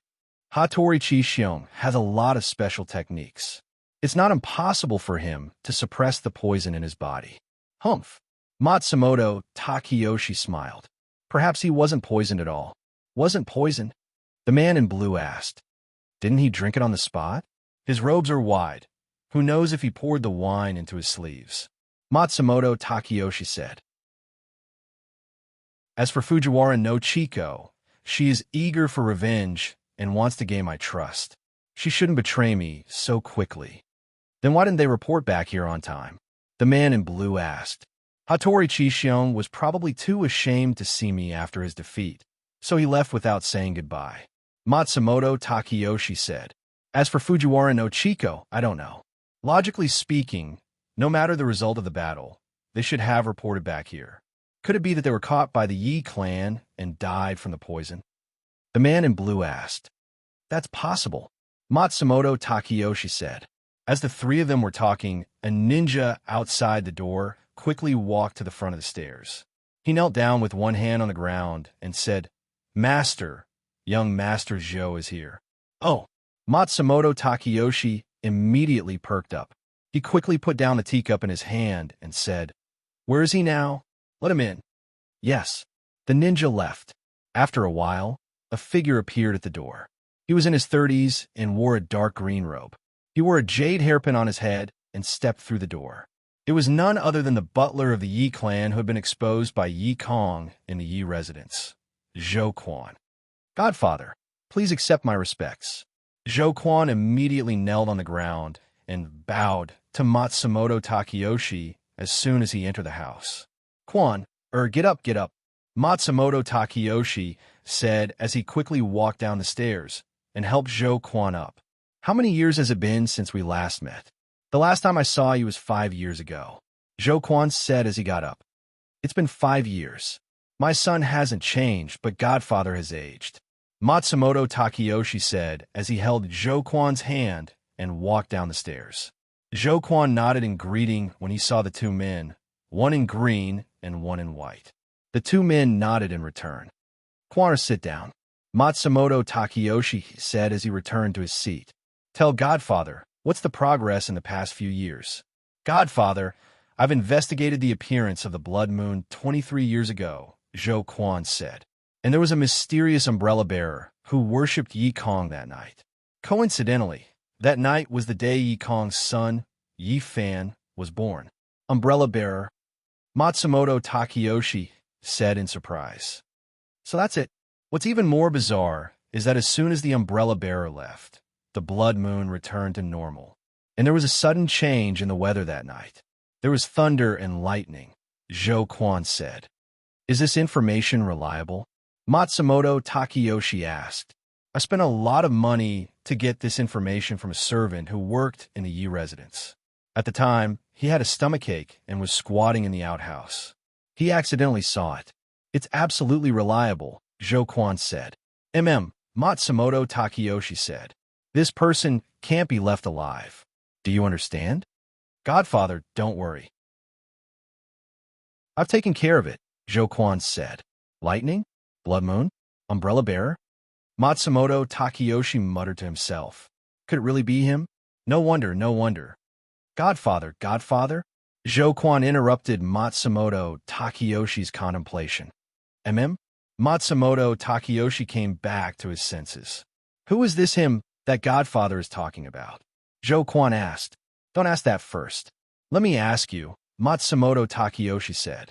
You've been lurking in the Yi residence all these years. I'm sure you know the Yi family like the back of your hand. You can say that, Zhou Quan nodded. Then let me ask you, how much do you know about Yi Kong's son Yi Fan? Matsumoto Takeyoshi asked. Yi Fan, Zhou Quan said. This child has a kind heart. He's a bit of a loner. There's nothing special about him, but what? Matsumoto Takeyoshi hurriedly asked. Before Yi Kong saw through my identity, I hadn't seen him for nearly 2 months, Zhou Quan said. When Yi Kong saw through my identity, Yi Fan wanted to fight with me. Although we didn't fight in the end, I could see that his cultivation isn't low. He's full of spiritual power. For him to be able to reach this stage in 2 months, he must have received guidance from an expert. What? Matsumoto Takeyoshi frowned. Your identity was exposed. Zhou Quan nodded. Quan, you've always done things flawlessly. You've been deeply trusted by Yi Kong for more than 10 years. How could Yi Kong see through your identity? Matsumoto Takeyoshi asked with a frown. This matter really isn't my fault, Zhou Quan said. Someone leaked the news. That's why Yi Kong knew that Godfather's people were in the Yi residence. Leaked the news? Matsumoto Takeyoshi raised his eyebrows. Who? Chapter 112. Fujiwara, no Chico. Matsumoto Takeyoshi was shocked. She leaked the news? She's still alive? Matsumoto Takeyoshi never thought that Fujiwara no Chico would betray him so quickly. She's more than alive, Zhou Quan said. She's already the first wife of Yi Kong's son, Yi Fan. What? Matsumoto Takeyoshi said. She didn't die from the poison? And she's married to Yi Fan? It seems that an expert cured the poison in her body, Zhou Quan said, nodding. Is this news reliable? Matsumoto Takeyoshi asked. I saw it with my own eyes.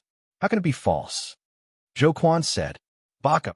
Matsumoto Takeyoshi gritted his teeth and said, send a message to Miyamoto and Sasaki. Tell them that Fujiwara no Chico has betrayed them. If they see her, kill her. Father, Zhou Quan said with a smile. Fujiwara no Chico is a first-class expert. Wouldn't it be a pity to kill her? What can we do if we don't kill her? Matsumoto Takeyoshi said coldly. Do you want her to come to me to avenge her father's death? Father, I've already taken care of this matter for you, Zhou Quan said with a smile. Father, you'll definitely be satisfied. Hmm? Matsumoto Takeyoshi said, "What happened?" After I learned that Xuanji failed to capture the three members of the Yi family, I was sure that the three of them would definitely not show up, Zhou Quan said, so I disguised myself as Yikong and rushed to the Yi family's residence. He schemed to distract Fujiwara, a no Chico, and took the opportunity to launch a sneak attack on Yifan. Then, he kidnapped Fujiwara, no Chico. Oh, Matsumoto Takeyoshi perked up when he heard that. Yifan didn't recognize you? I've been lurking in the night house for many years, so I know Yi Kong's figure and footwork like the back of my hand.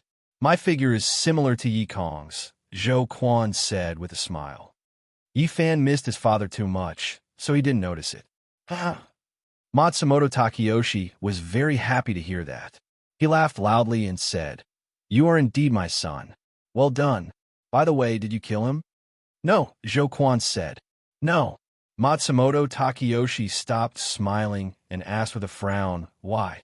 "Father, you don't know," Zhou Quan said. "According to my observation, Fujiwara no Chico and Yifan have a deep relationship and are very loving. Kidnapping Fujiwara no Chico could threaten Yifan and make him work for us." At that time, Fujiwara no Chico had already seen through the clues, so she drew her sword and fought with me. I was afraid that Yifan would wake up, so I took Fujiwara no Chico and left the night house directly. Matsumoto Takeyoshi didn't speak after hearing that. "Father, you don't have to worry about this," Zhou Quan said proudly. "After I injured Fujiwara no Chico, I directly brought her back to Big Brother's house." "Taro?" Matsumoto Takeyoshi immediately asked. "How is he now?" Big Brother is father's only son. As the saying goes, a tiger father doesn't have a dog son. Big Brother is now in charge of an important position in the Ministry of War and is assisting in the government, Zhou Quan said. "That's good. How is his cultivation now? Has it improved?" Matsumoto Takeyoshi asked. "Big Brother's current cultivation is about the same as mine," Zhou Quan replied. "Then I'm relieved," Matsumoto Takeyoshi said. "That's nothing," Zhou Quan said with a smile. "After I locked Fujiwara no Chico in Big Brother's house, I didn't expect Big Brother to be attracted to her as soon as he saw her." "Attracted to her?" Matsumoto Takeyoshi's face sank. There are so many beautiful women in the world, but he is attracted to this woman who is bent on revenge? Has he lost his mind? "Father, don't be angry," Zhou Quan said. "I've already helped Big Brother solve this matter." "Solved? How did you solve it?" Matsumoto Takeyoshi said coldly. "Did Fujiwara no Chico agree?" I won't hide it from father," Zhou Quan said with a smile. "I did something to Fujiwara no Chico." "What do you mean?" Matsumoto Takeyoshi said. "You won't let your big brother force himself on her, right?" "How is that possible?" Zhou Quan said. "Big Brother said that he wants to win her heart." "Useless thing," Matsumoto Takeyoshi scolded. "For a woman, you don't care about your own status. It will be difficult for you to achieve great things in the future." "Father, you're exaggerating," Zhou Quan said. "A fair lady is a good match for a gentleman. How can a hero not love a beauty?" Big Brother doesn't like other common women, but he fell in love with Fujiwara no Chico at first sight.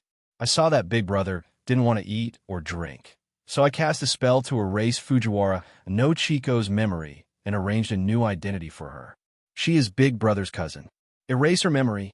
Matsumoto Takeyoshi frowned and asked. "You have such a method?" "Father, have you forgotten?" Zhou Quan said with a smile. "Since I was adopted by you, I have been apprenticed to the Japanese Ghost King for 10 years. This memory-erasing spell was learned at that time." "I see," Matsumoto Takeyoshi said. "Then you're not afraid that she will recover her memory one day?" "Absolutely not," Zhou Quan said. "Father, you can rest assured about this. Even I can't recover the memory that I erased. Erased is erased, just like a person's life. Medicine can't cure a disease. No matter how good the medicine is, it can't cure a dead person." "You mean that Fujiwara no Chico has completely forgotten all her memories, and even the matter of revenge has been completely forgotten?" Matsumoto Takeyoshi asked. "Yes," Zhou Quan said with a smile. "In this way, not only will we have one less opponent, but we will also have one more helper. We can also use this to threaten Yi Fan to do things for us. Big Brother's wish can also be fulfilled. It can be said that we can kill 4 birds with 1 stone. You're thinking too simply, Matsumoto Takeyoshi said, shaking his head. You kidnapped Fujiwara no Chiko, so Yi Fan will definitely not let it go. Of course not, Zhou Quan said. I heard from Big Brother that Yi Fan has somehow found Big Brother's residence. What?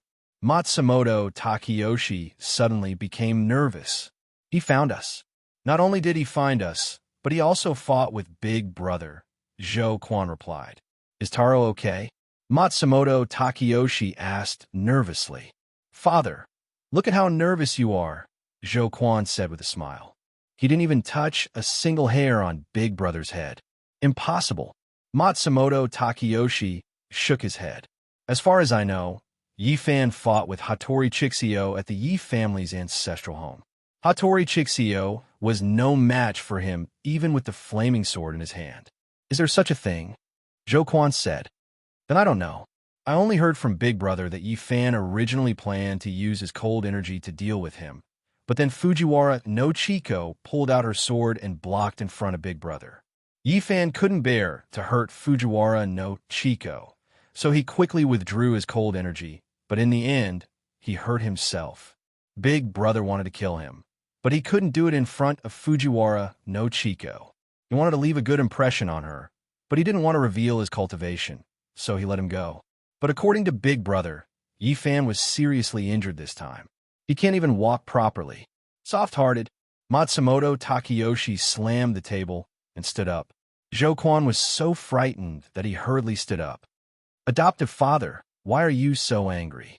Zhou Quan quickly asked. You missed 2 opportunities to kill Yi Fan.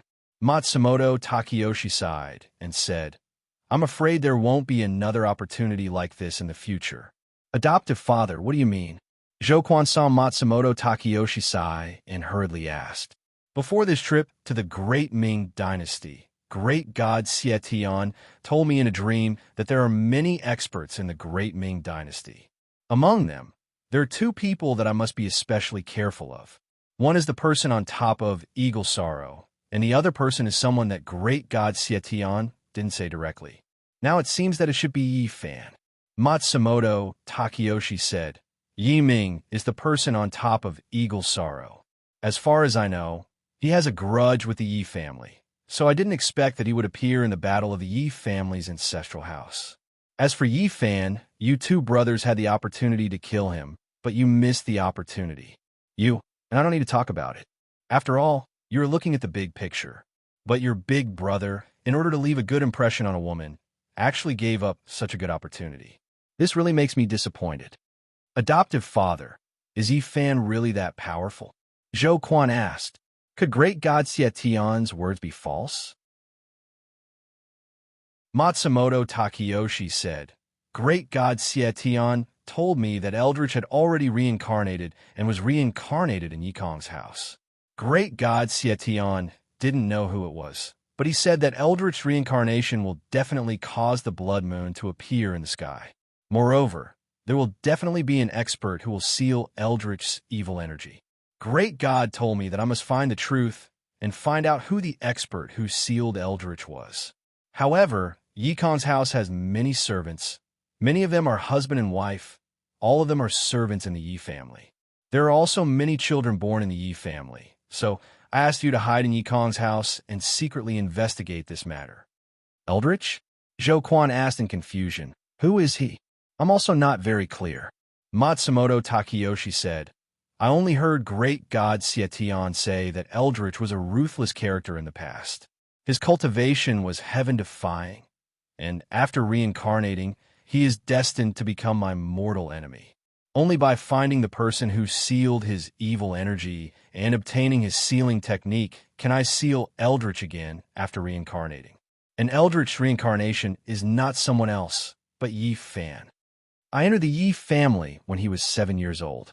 After watching him for more than 10 years, I didn't feel that he was outstanding in any way.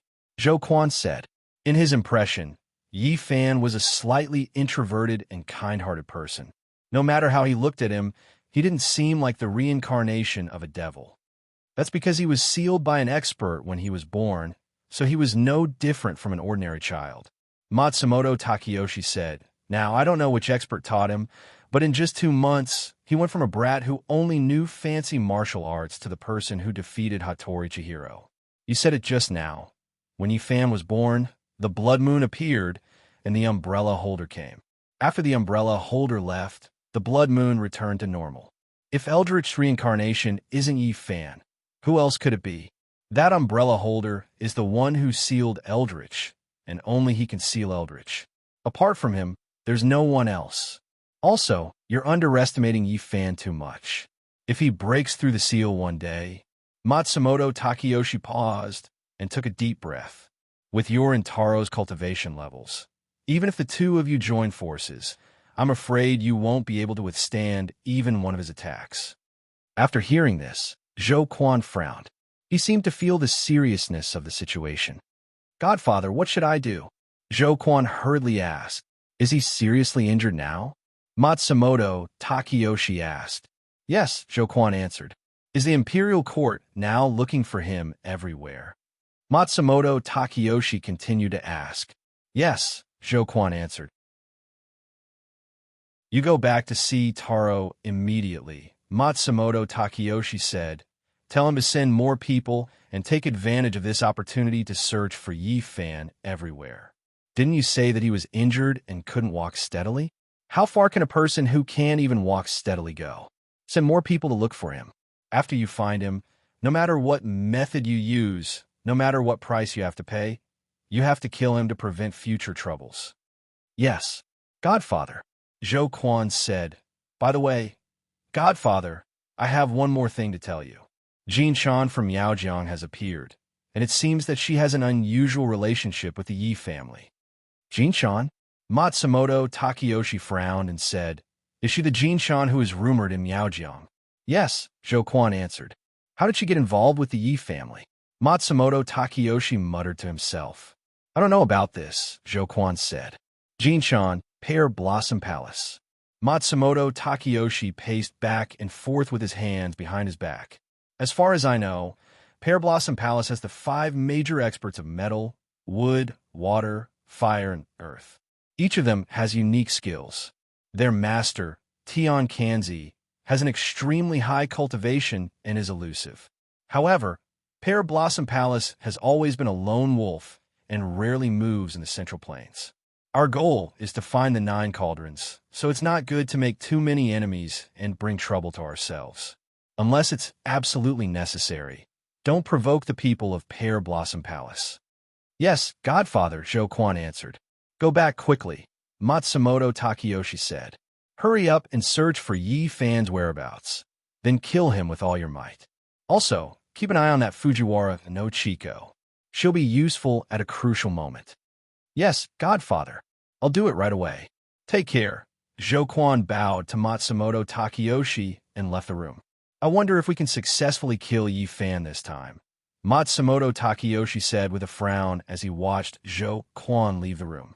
"I don't think so," the green-clothed man said. "Yi-Fan gained the ability to defeat Hattori Chihiro in a short 2 months.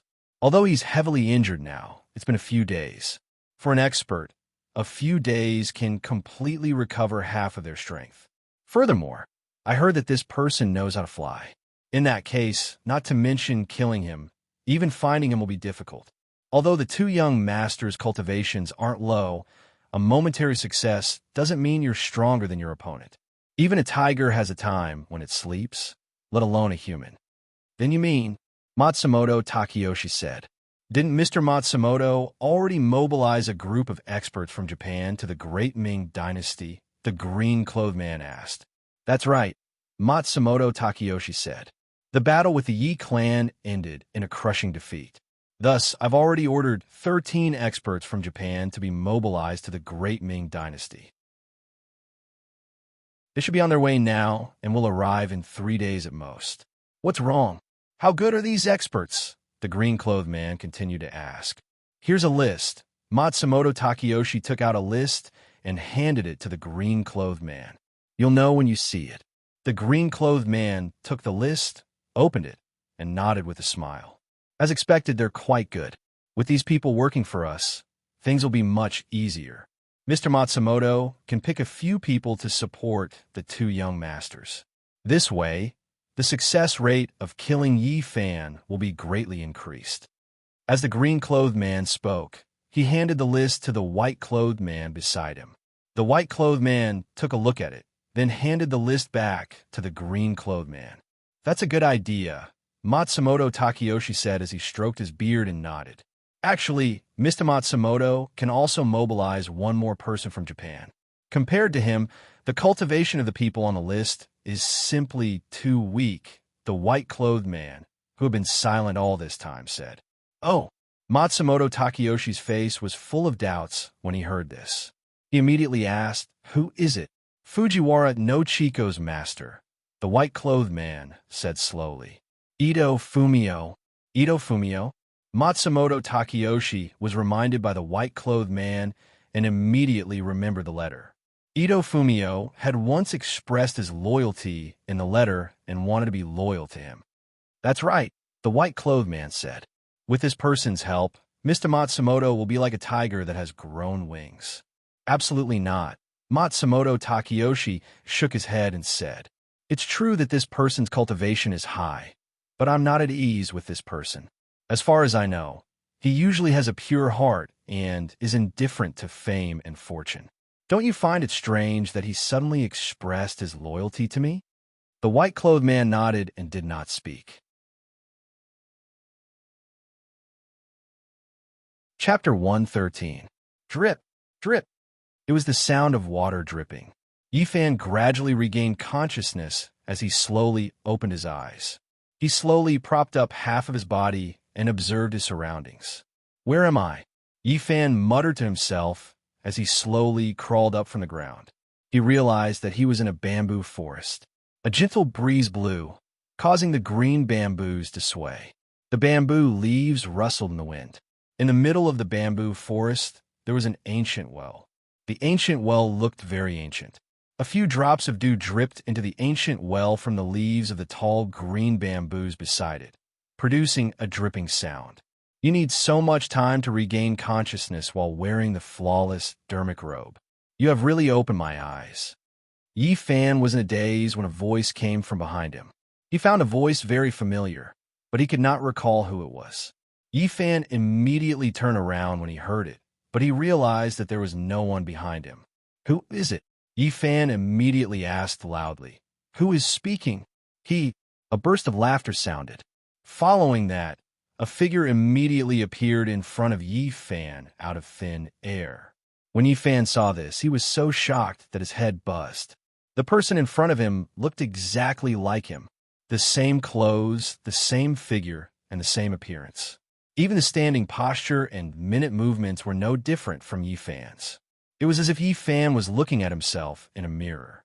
No wonder Yi Fan found the person's voice very familiar, but he could not recall who it was. It turned out that the voice was his own voice.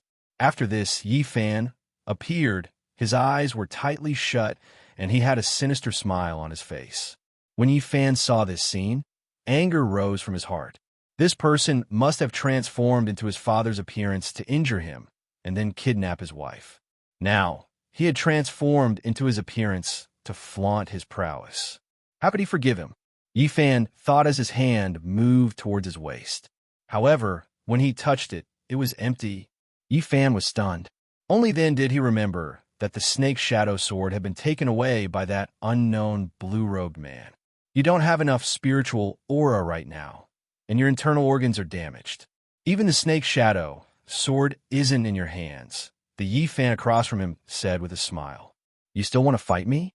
You're just an ant trying to shake a tree, a mantis trying to stop a chariot. You're too stupid. As he said this, his eyes were still closed. You disguised yourself as my father, ambushed me, abducted my beloved wife, and even cast a spell to make her forget me. Yi Fan gnashed his teeth and said, Sooner or later, I will destroy your body and soul. You do have some backbone in your words. You're a little like Eldritch back then, Yi Fan said with a smile. But I'm not the one who disguised as your father to ambush you and kidnap your wife. It's someone else who did it. Someone else? Umph. Yi Fan sneered. If it wasn't you, then who is it? Who are you? Why did you disguise yourself as me and not show your true face? The one who injured you and abducted your wife is none other than the housekeeper who has been lurking in the Yi residence for more than 10 years, Zhou Quan. Zhou Quan. Yi Fan was shocked. It's actually him? Zhou Quan? Minister Zhou? Zhou Ruoli? After connecting the dots, Yi Fan seemed to understand the truth of the matter. The only person who could disguise himself as his father without him noticing was someone who was extremely familiar with his father. When Zhou Quan had been exposed by his father's scheme, he had said that he was already familiar with his father's ethereal sword style. If he could be familiar with his father's sword style, then he must be very familiar with his father's voice, appearance, and movements. If he could disguise himself as his father, then he definitely wouldn't be able to tell. You've thought it through? Yi Fan laughed. Since it's not you, then who are you? Why did you disguise yourself as me? Yi Fan asked. Who am I? He. Yi Fan laughed strangely. I am you, and you are me. After saying this, he immediately opened his eyes. His eyes were blood red and emitted a strange red light. He looked at Yi Fan with an evil smile. You are. Yi Fan immediately understood who he was facing. Understand? He. Yi Fan laughed. You are the evil energy in my body? Yi Fan was shocked. Weren't you already sealed? How did you appear in front of me? Where's this place? Yi Fan could already tell that this was not the place where he had fallen. Evil energy? Humph. Yi Fan laughed coldly. Is that what they call me? Humph. Pretending to be virtuous. Let me ask you, what is good and what is evil? Can you answer me? This. Yi Fan was momentarily a loss for words. He really could not say what was good and what was evil. You can't say? Yi Fan laughed. All right, then let me ask you a simple question. Are your father, Yi Kong, and your grandfather, Yi Yun, considered as good? Of course. Yi Fan answered without hesitation. On Eagle Grief Peak, is Yi Ming's demonic saber considered evil? Yi Fan asked again. Yi Fan did not know how to answer this question. Yi Ming had stripped his own demonic nature to refine the demonic saber. Truthfully speaking, it was indeed evil. Answer me. Yi Fan said. Yes. Yi Fan answered honestly. Then I don't understand. Yi Fan paced back and forth with his hands behind his back. He slowly said, since your father, Yi Kong, and your grandfather, Yi Yun, are considered good, then why do they still kill people? As far as I know, many people have died at the hands of the father and son duo. Many people have indeed died at their hands, but they were all people who deserved to die. They were evil people. As the saying goes, good and evil cannot coexist. Eliminating evil is doing good. Yi Fan answered loudly. Then what about the chicken, duck, and fish they eat? Are they also evil? Are they also evil? Are they also evil people? Is eating their meat also considered good? Yi Fan stared at Yi Fan with his blood-red eyes and asked with a ferocious expression. Yi Fan was speechless. Those butchers' hands are stained with the blood of countless people. Are they considered evil? Are they evil? If they are, then why didn't your father and grandfather kill them? If they aren't, Yi Fan said with a sinister smile, then aren't they tacitly allowing the survival of the fittest and bullying the weak? Yi Fan frowned and didn't say anything. Let's talk about Yi Ming. Yi Fan continued. Yi Ming's creation of the Devil's Blade should be considered evil, not to mention that Devil's Blade. It's even more evil. But it was he who used the Devil's Blade to save your Yi family. What do you say about that? After Yi Fan heard this, his frown deepened. From the beginning to the end, the him in front of him was not wrong at all. What is evil? What is good? There is no answer. Or rather, there is no such thing as good or evil. Yi Fan said, good and evil are the same. It just depends on whose standpoint it is. Am I right? When Yi Fan heard this, he didn't comment. That's why don't you say that I'm evil? In my opinion, they're the evil ones. Yi Fan said with a look of disdain. You keep talking about getting rid of evil and saving the world. It's all nonsense. As he spoke, his eyes glowed red. Demons are killed mercilessly after eating a few people.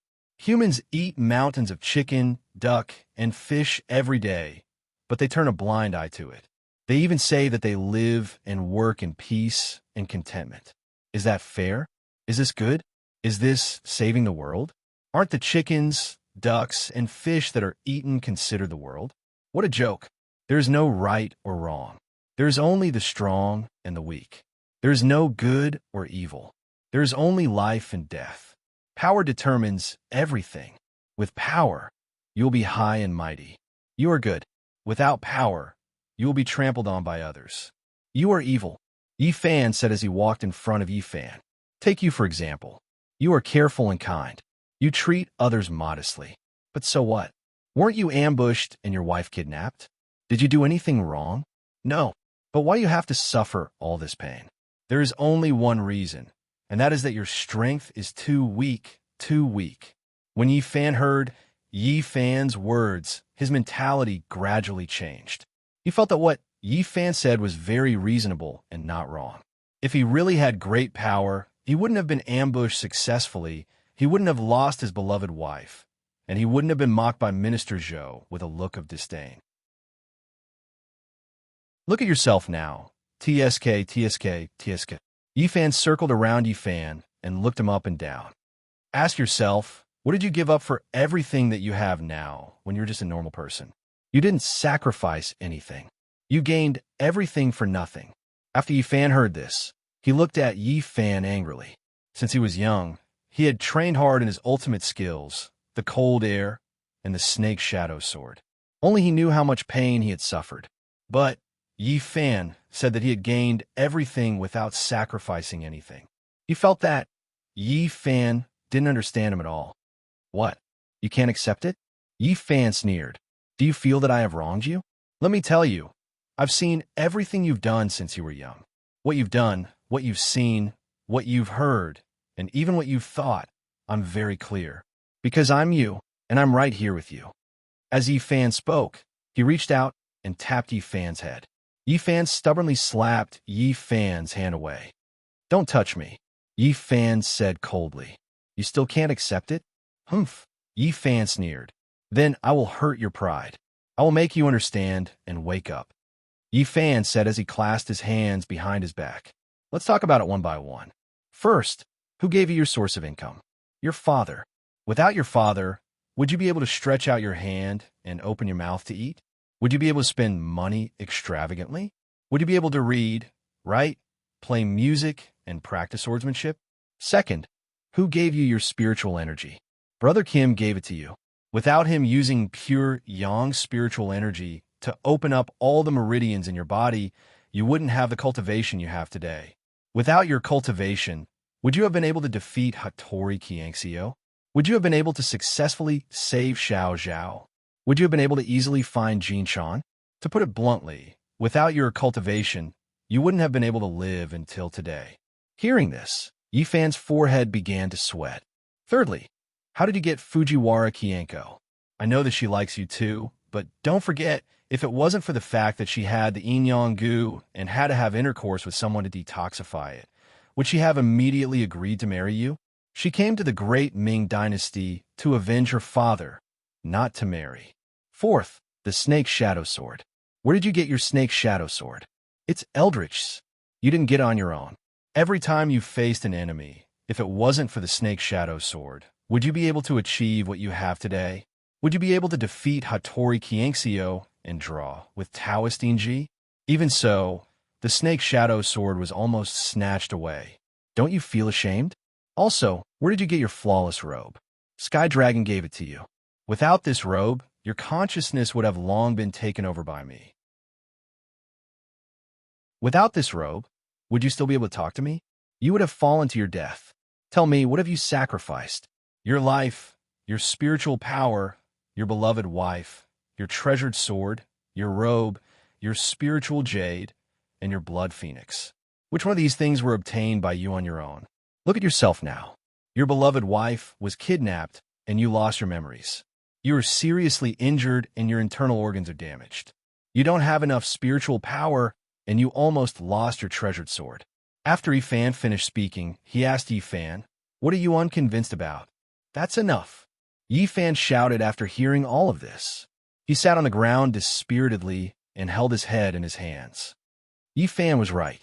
Everything he had was given to him by someone else. Even so, he couldn't even protect the person he loved. His beloved weapon was taken away by someone else. He was really too useless. He was simply a piece of trash. What was the point of living in this world? He might as well just die. Just die. Yifan thought of this and suddenly stretched out his right hand and slapped his forehead. Pa! Yifan's hand slapped his forehead heavily. Immediately, his consciousness began to fade. Dead. Once he died, everything was over. Yifan closed his eyes and waited for death.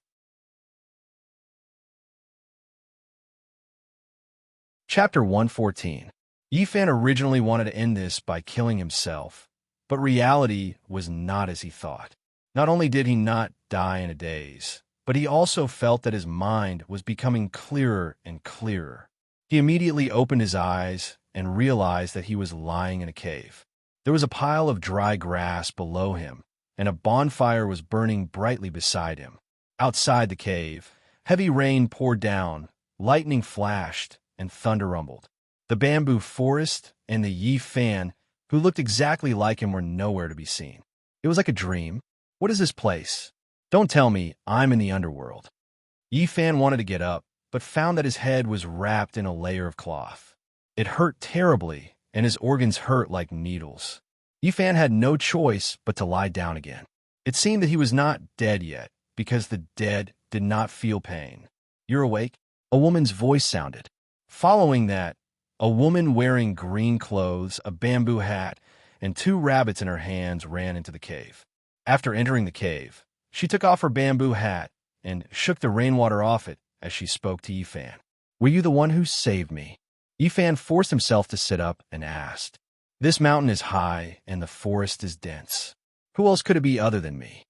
The woman put the rabbits to the side and began to dry the rainwater on her clothes. "Thank you for saving me, miss," Yifan said.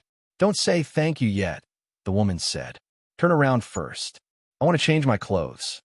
As she said that, she quickly walked behind a protruding rock in the cave and changed her clothes. As she changed, she said, "Don't peek." Yifan smiled bitterly. He could not see behind the rock from where he was, and he was seriously injured and could not move. How could he peek? However, he still turned his head. After all, she had asked him to do so, so he could not be rude. After a series of rustling sounds, the woman walked over to Yifan from behind the rock. "All right, turn around." Yifan turned his head. Under the light of the fire, Yifan could see the woman's appearance clearly. After changing her clothes, she looked to be about 20 years old. She was wearing a pink satin dress. Her skin was fair, her face was beautiful, and her eyes were sparkling like gems. Her nose was slightly upturned, her lips were red, and her teeth were white. Her voice was crisp and pleasant, and her wet hair was neatly stuck to her forehead. She looked beautiful and graceful. "Thank you for saving my life, Mississippi." Yifan supported himself and thanked the woman again. All right, the woman said impatiently. She sat down on a big rock next to the fire and stretched out her hands to warm them. "Don't be in a hurry to thank me. I haven't decided whether to save you or not." The woman rubbed her hands and said, "Let me ask you, which family are you from? Why did you want to commit suicide by jumping off a cliff at such a young age?" If you want to die, there are so many ways. Why did you have to jump off a cliff? What a terrible way to die. Yifan shook his head and smiled bitterly. This woman must have thought that he was a spoiled brat who had taken things too hard because he was young and dressed well. "You still have the mood to smile?" The woman said, "Don't tell me your head is damaged from the fall. Let me tell you, it's lucky that you didn't jump from a high place. Otherwise, you would have fallen to your death. Sigh, I have to say, you didn't even look for a higher place to jump off the cliff. Are you really stupid? This time, you fell until you were half dead. It's better to die." "Miss," Yifan said, "I thank you for saving my life, but I'm not an idiot. I was ambushed from the top of the mountain, and that's why I fell down. I'm not the kind of young master who takes things too hard like you said." Top of the mountain? You're lying to me, the woman said, curling her lips. If you fell from the top of the mountain, you would have been smashed into pieces like a watermelon. How could you still be human? You're just bragging. It's up to you to believe it or not, Yi Fan said as he took out a banknote worth 1,000 taels of silver and handed it to the woman. Miss, I can't repay you for saving my life. This is my way of repaying you. When Yi Fan had transferred his finances, he had deliberately put 10,000 taels of silver on him in case of emergencies. Banknote? The woman took the banknote and looked at it. She immediately said with disdain, 1,000 taels of silver? And you say you're not a young master. Do you have to be a young master just because you have money? Yi Fan asked. I see that Miss clothes are of high quality. Could it be that you're also a young miss who spends money like water? This girl kept calling him a young master. Yi Fan was a bit annoyed. You. The woman was speechless by Yi Fan. You're so young, but you're so eloquent. Miss, you're younger than me, but your eloquence is also not bad. Yi Fan returned the favor. You could just wait for death here. The woman was so angry that her face alternated between red and white. I don't care about you. After Yi Fan heard this, he didn't say anything. He directly lay down on the hay and began to try to circulate the spiritual energy in his body to see if it could circulate normally. Fortunately, there was still spiritual energy in his energy reserve. Although it was very little, it was better than nothing. He immediately closed his eyes and circulated his spiritual energy to heal his injuries. His internal organs were already seriously injured. In addition to the battle with the blue-clothed man, he had circulated his spiritual energy too quickly and was imprisoned by the blue-clothed man. He fell off the cliff, and his internal organs were injured even more. If it wasn't for the flawless robe, he would have fallen to pieces like this woman said. Hey, why aren't you talking? You're not going to die so soon, are you? Seeing Yi Fan suddenly lie down and close his eyes, the woman hurriedly asked. She stood up and was about to come over. Thanks to you, I'm not dead yet, Yi Fan said with his eyes closed. Then don't play dead, the woman said angrily. Didn't you say you wanted me to die here? Yi Fan said with his eyes closed. Why are you so concerned about my life? Do you think I want to? The woman said angrily. I still haven't asked who you are and why you jumped off the cliff. Why are you asking this? Yi Fan said. After the rain stops, you can go. Don't worry about me. You're about to die, but you're still so stubborn. The woman curled her lips and said, If it wasn't for the rules in my family, I wouldn't care about you. However, you don't look like a good person. After the rain stops, I'll leave. You can fend for yourself here. How do you know if I'm a good person or not? So what if I'm a good person? And so what if I'm not? Under the urging of Yi Fan's spiritual energy, it began to circulate in his internal organs and temporarily stopped the pain. However, the pain in his head didn't get better. It looked like it was just a flesh wound and wasn't a big deal. You're so glib, you don't look like a good person. My family has rules. If you're a good person, we'll definitely save you, even if you're penniless. If you're a bad person, humph, the woman said with a smile. Even if you bring a mountain of gold and silver, we'll turn a blind eye to it. You're from a Yi family? When Yi Fan heard this, he immediately opened his eyes and forced himself to sit up. Oh, you're quite knowledgeable, the woman said with a smile. Impossible, Yi Fan said as he lay down again and closed his eyes. Hey, why is it impossible? The woman hurriedly asked when she saw that Yi Fan didn't believe her. Don't think that I don't know, Yi Fan said. The Yi family isn't greedy for money. You took 1,000 taels of silver from me, and you still have the nerve to say that you're from the Yi family? You.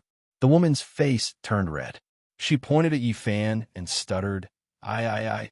When did I say that I wanted to take 1,000 taels of silver from you? The silver is in your hands. Who would believe that you didn't want it? Yi Fan said as he held back his laughter. In fact, when a woman mentioned the family rules, Yi Fan had already guessed that she wasn't lying. However, Yi Fan wanted to confirm it. I don't care about your silver. The woman quickly walked in front of Yi Fan and slapped the silver on Yi Fan's body. I'm from the Yi family. Believe it or not, it's up to you. The Yi family has their own tokens, Yi Fan said. If you're really from the Yi family, Then take out your token and let me see it. Oh, you know quite a lot, the woman said. All right, I'll let you see. As she said that, she pulled out a red string from her clothes around her neck. Hanging from the red string was a jade pendant in the shape of a green leaf. She waved the jade pendant in front of Yifan's eyes, then immediately stuffed it back into her clothes. Did you see it? The woman asked. Yifan sat up and nodded. The woman in front of him was indeed from the Yi family. Do you believe me? The woman asked again. Yifan nodded again. Tell me, where did you come from? Why did you jump off the cliff? Are you a good person or a bad person? If you're a good person, I'll treat your injuries, the woman said. But don't play tricks with me. If you dare to lie to me, I'll leave you in this cave and let you rot into a pile of bones. My surname is Yi. My name is Yi Fan. I was preparing to go to Miaojiang. Yi Fan said truthfully. When I was resting at the top of the mountain, I was suddenly attacked. I wasn't his opponent, so I fell. It's over. Go to Miaojiang? The woman asked doubtfully. If you're going to Miaojiang, why did you go to the top of the mountain? Also, you said that you fell from the top of the mountain. This mountain is at least 100 feet high. If you fell from the top of the mountain, can you still be alive? I'm telling the truth. If you don't believe me, you could go to the top of the mountain and see. When I fell, a large rock under my feet was cut off by the person who attacked me. That cut can prove what I said. Yi Fan said. Then why did you go to the top of the mountain? The woman asked. I was tired from flying, so I came down to rest for a while. Yi Fan told the truth. Flying? Tired? After listening to Yi Fan's words, the woman sneered. Are you a bird? Do you think I'm a 3-year-old child? If you could fly, how could you fall? You don't even know how to lie. I was imprisoned by that person using some unknown method. My whole body couldn't move, and I couldn't circulate my spiritual energy. So I fell. Because I had a treasure with me, I didn't fall to my death. Yi Fan explained. Spiritual energy? The woman frowned and asked. Are you a Qi cultivator? I'm a Qi cultivator, not a Dao cultivator. Yi Fan replied. Who was that person? Why did he attack you? The woman asked. I'm not sure. Yi Fan shook his head and said, I only know that he was wearing blue and was a Japanese. This person's cultivation was very high. In less than 3 moves, he imprisoned me and forced me to the edge of the cliff. He even stole my snake shadow sword. At this point, Yi Fan felt extremely sad. That Yi Fan was right. He had lost his beloved wife and his treasured sword. He was really useless. Snake shadow sword? The woman asked. What kind of sword? Even if I told you, you wouldn't know. Yi Fan sighed. I saw a treasured sword beside you. I don't know if it was the snake shadow sword you were talking about. The woman said. What? After hearing this, Yi Fan immediately became spirited. He ignored the intense pain in his body and gritted his teeth as he stood up. The snake shadow sword is with you. Don't rush to a conclusion, the woman said. First, tell me what your snake shadow sword is like. If you're right, I'll give it to you. If you're wrong, then it proves that it's not yours. It's completely white, and there's no scabbard. There's a small silver snake on the hilt. The snake's eyes are a pair of emeralds, and the snake's tongue is a ruby. Yi Fan hurriedly said, That's right. This treasured sword is very cold. It's very cold when held in my hand.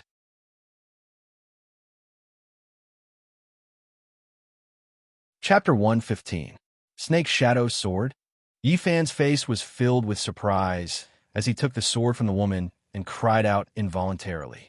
Ever since his father gave this sword to him, he carried it by his side day and night, never letting it go. After the sword was taken away, Yi Fan felt as if he had lost a family member and was in a daze. Now that the snake shadow sword had been recovered, Yi Fan caressed the sword as if it was a good friend he hadn't seen in many years. It looks like it's yours. The woman looked at Yi Fan's expression and said, Thank you, Mississippi. I can't thank you enough. Yi Fan said, Dare I ask for Mrs. Name? I will definitely come to thank you in the future. My name is Yi Feishue. The woman said, What about you? My surname is also Yi, but it means Yi. Yi Fan replied, My name is Yi Fan. Yi family of weaponry? The woman was shocked. You are a member of the Yi family? Yes. Yi Fan replied. No wonder. The woman said, "To have such cultivation at such a young age, to have such a divine weapon, and to have so much money, only the Yi family can do this. This time, it's all thanks to Miss Feishua that I was saved." Yi Fan said, "Otherwise I would have been eaten by wolves, worms, tigers, and leopards." "It's nothing," the woman said. "At that time, I was picking herbs in the mountain. As I was picking herbs, I heard a roar from the mountain. Then a large rock rolled down. I thought it was an earthquake. Just as I was about to go down the mountain, I heard a plop. You fell directly in front of me and gave me a fright. Before I could react, your sword fell from the sky and stabbed straight into the rock beside you. It took me a lot of effort to drag you into this cave." What was going on? After Yi Fan heard Yi Feishua's explanation, he couldn't understand. The blue-clothed man had clearly snatched the snake shadow sword. So how could he give it up so easily? Could it be? Yi Fan suddenly remembered that when his mind was controlled by the evil qi in his body, the frost dragon protected its master. Could it be that this time was the same as last time, and the snake shadow sword broke free from the blue-clothed man? "When Miss Yi saved me, did you see anyone else?" Yi Fan asked. "Others? Are you talking about the man in blue who attacked you?" "I didn't see him," Yi Feishua said as she added firewood to the fire. "Oh," Yi Fan replied. "Don't just stand there," Yi Feishua said as she stood up. "Make the fire bigger. I'll go get the things." As she spoke, she turned and walked towards the rock where she had changed her clothes. Yi Fan nodded and sat next to the bonfire. He used a wooden stick to poke at the bonfire. After a while, Yi Feishua came out from behind the rock. Her left hand was carrying 2 hares, and her right hand was holding a thick bamboo tube. "You're lucky to have met me." Yi Feishua put down the hares and bamboo tube and then sat across from Yi Fan. She took out a sharp dagger from her ankle and began to deal with the hares. "I've seen your injuries. The one on your head is new, so it won't be a big problem. But from your pulse, your internal injuries aren't light. If you want to heal them, it will take some time." "Miss Flying Snow is right," Yi Fan said. "My 5 viscera and 6 bowels have been severely injured by the cold qi. It has already been several days. Why didn't you find a doctor to treat your injuries? What are you doing in this deep mountain forest?" "Oh, right. You said you were going to Miaojiang?" Yi Feishua said without raising her head as she deftly skinned the hares. "Yes, I'm going to Miaojiang." Yi Fan continued to poke at the bonfire. "You still have to treat your injuries first," Yi Feishua continued. "If you were an ordinary person, you would have vomited blood and died." "I'm in a hurry," Yi Fan said. "What's more important than your own life?" Yi Feishua picked up the other hares after she finished dealing with them. "Save my wife," Yi Fan replied. "Your wife?" Yi Feishua looked up at Yi Fan when she heard this. She continued to work. "What happened to your wife?" "My wife was kidnapped," Yi Fan said. His heart began to feel sad again. "Kidnapped?" Yi Feishua immediately stopped what she was doing when she heard this. Who is so bold to go against the Yi family? Yi Fan didn't say anything. "Then why are you going to Miaojiang?" Yi Feishua asked. "Your Yi family has many experts. It shouldn't be difficult to save a person." "I have found my wife," Yi Fan said, "but I don't know what kind of magic was used on her. She doesn't recognize me at all. I went to Miaojiang this time to find a senior and ask her for help. I want to see if she can help my wife recover her memory." "Is there such a thing?" Yi Feishua frowned and asked, "What's your wife's symptoms? Can't she remember anything? Amnesia?" "It's not as simple as amnesia," Yi Fan said sadly. "In just a few days, it's like she's a completely different person. Her name and memory have all changed. If I didn't see it with my own eyes, I wouldn't believe it. Could it be that she was hypnotized?" Yi Feishua said to herself.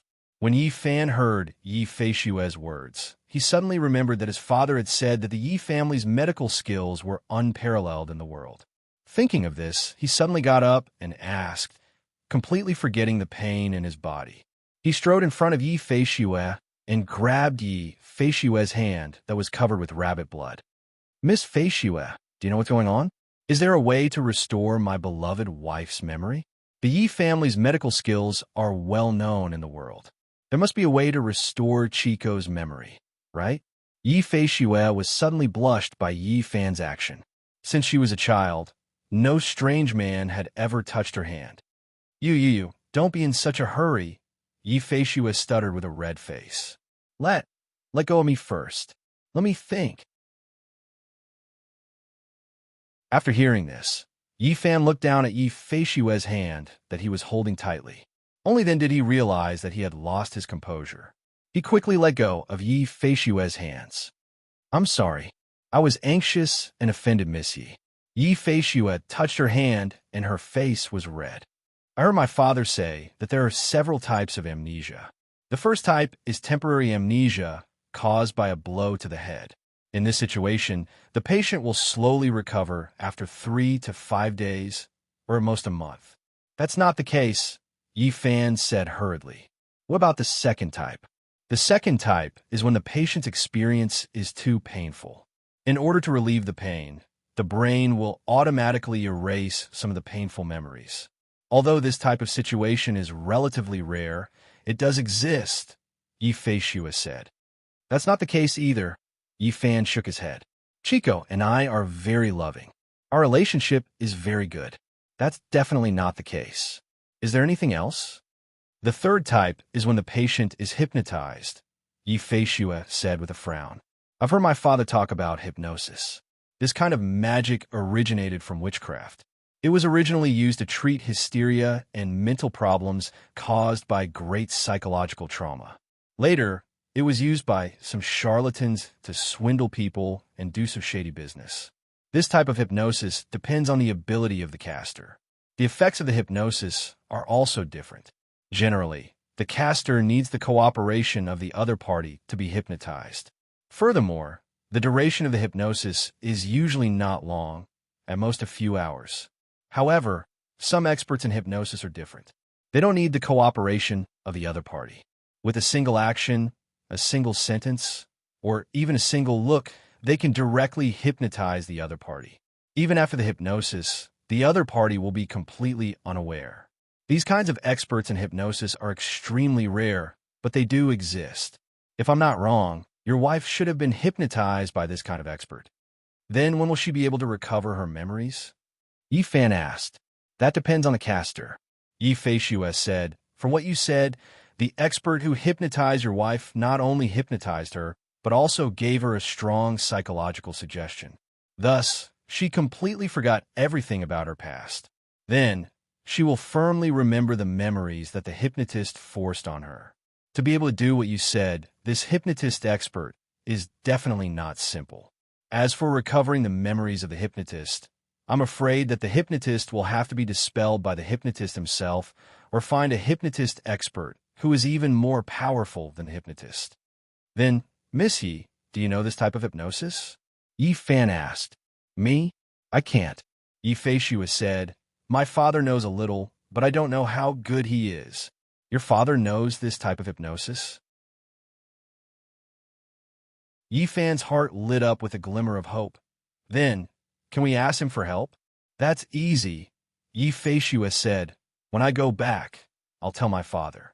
He has a good impression of your Yi family and will definitely help. However, I'll make it clear in advance that I can't guarantee that my father will be able to recover your wife's memories.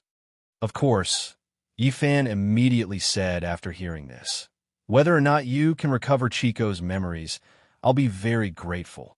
That's enough, you can rest assured. As Yi Feishue spoke, she sat down again and began to clean up the wild rabbit. Eat your fill first. After eating, I'll treat your injuries. How can you go back with me to see my father in this state? I can't carry you. Miss Yi is right, Yi Fan said as he endured the pain and squatted down. He broke 2 branches and skewered the wild rabbit that Yi Feishue had already cleaned up, then roasted it over the fire. By the way, you said that your internal injuries were caused by the cold. Yi Feishue asked Yi Fan as she busied herself. I saw that the cold on your sword was quite strong. Could it be that your opponent's cold was stronger than yours? I'm ashamed to say this, Yi Fan said with a bitter smile. I was injured by my own cold. Your own cold? You injured yourself with cold? Yi Feishue was stunned at first, then asked, were you thinking of killing yourself at that time? It's a long story. As Yi Fan spoke, he told Yi Feishue how he was injured at that time. After hearing this, Yi Feishua was so angry that she gritted her teeth. She fiercely stabbed the dagger into the ground, then picked up the branch that Yi Fan broke and stabbed it into the rabbit meat, then angrily roasted it over the fire. This kind of shameless person should be like this rabbit, skinned and pulled out the tendons, then roasted it over the fire. Roast it, roast it, roast it until it's burnt, Yi Feishua said fiercely. I wonder how Chico is now, Yi Fan said as he rotated the roasted rabbit. You're already like this, and you're still worried about her? Yi Feishua angrily said. She's now eating delicacies, wearing silk and satin, living in a high place, and has that pretty boy cousin protecting her. What about you? You're now seriously injured, half dead from the fall, cooped up in this cave, and even encountered such unlucky weather. The authorities are looking for you. The blue-clothed man injured you, and even stole your treasured sword. You still have the heart to think about her. If it wasn't for her, would you be injured like this? Fortunately, you still have me, this beautiful. Yi Feishua paused. You still have me, this kind person by your side. Otherwise, you would already be dead. This matter isn't her fault. It's my fault, Yi Fan said with a sigh. If it wasn't for my carelessness, she wouldn't have been kidnapped. You just called her Chico?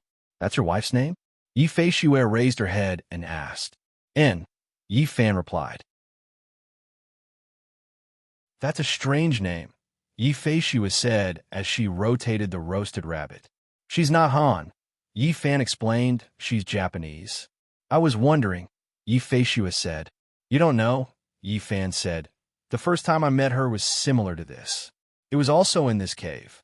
She was also the one who saved me, and we ate the same roasted rabbit. Such a coincidence? Yi Feishua covered her mouth and laughed. Yi Fan nodded. All of this made him recall the time he was alone with Fujiwara no Chico in the Qingyun mountain cave.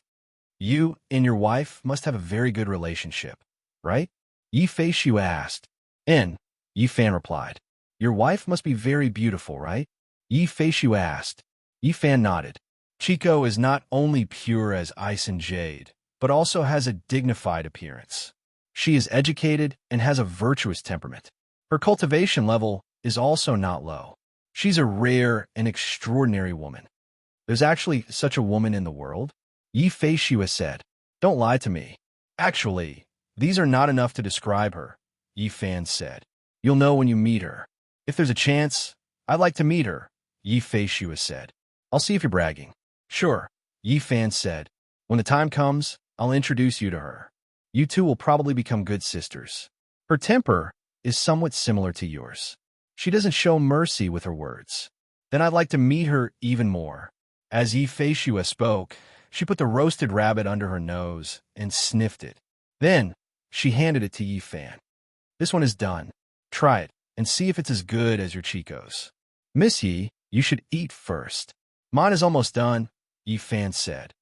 Let me do it. Yi Feishua snatched the unfinished rabbit from Yi Fan's hand and stuffed the one she had already roasted into Yi Fan's hand. You're injured, so you should eat first. Besides, I'm really afraid you'll burn it. Yi Fan had no choice but to eat first. The rabbit was roasted by Yi Feishua until it was golden brown. It was crispy on the outside and tender on the inside. The fragrance assailed his nostrils. But even so, Yi Fan only ate half of it. When he saw the roasted rabbit, he was reminded of Fujiwara no Chico. He was in no mood to swallow it. What's wrong? Is it not good? Yi Feishua asked. No, Yi Fan said. Miss Ye's cooking is very good. It's just that I'm thinking of Chico, so I can't eat it. Does this roasted rabbit remind you of your wife? Yi Feishua was exceptionally smart. She immediately saw through Yi Fan's thoughts.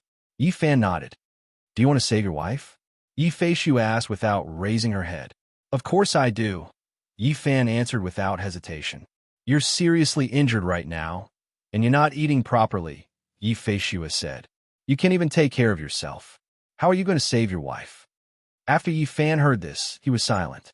He remembered the words Yi Fan said to him in his dream. Eat properly.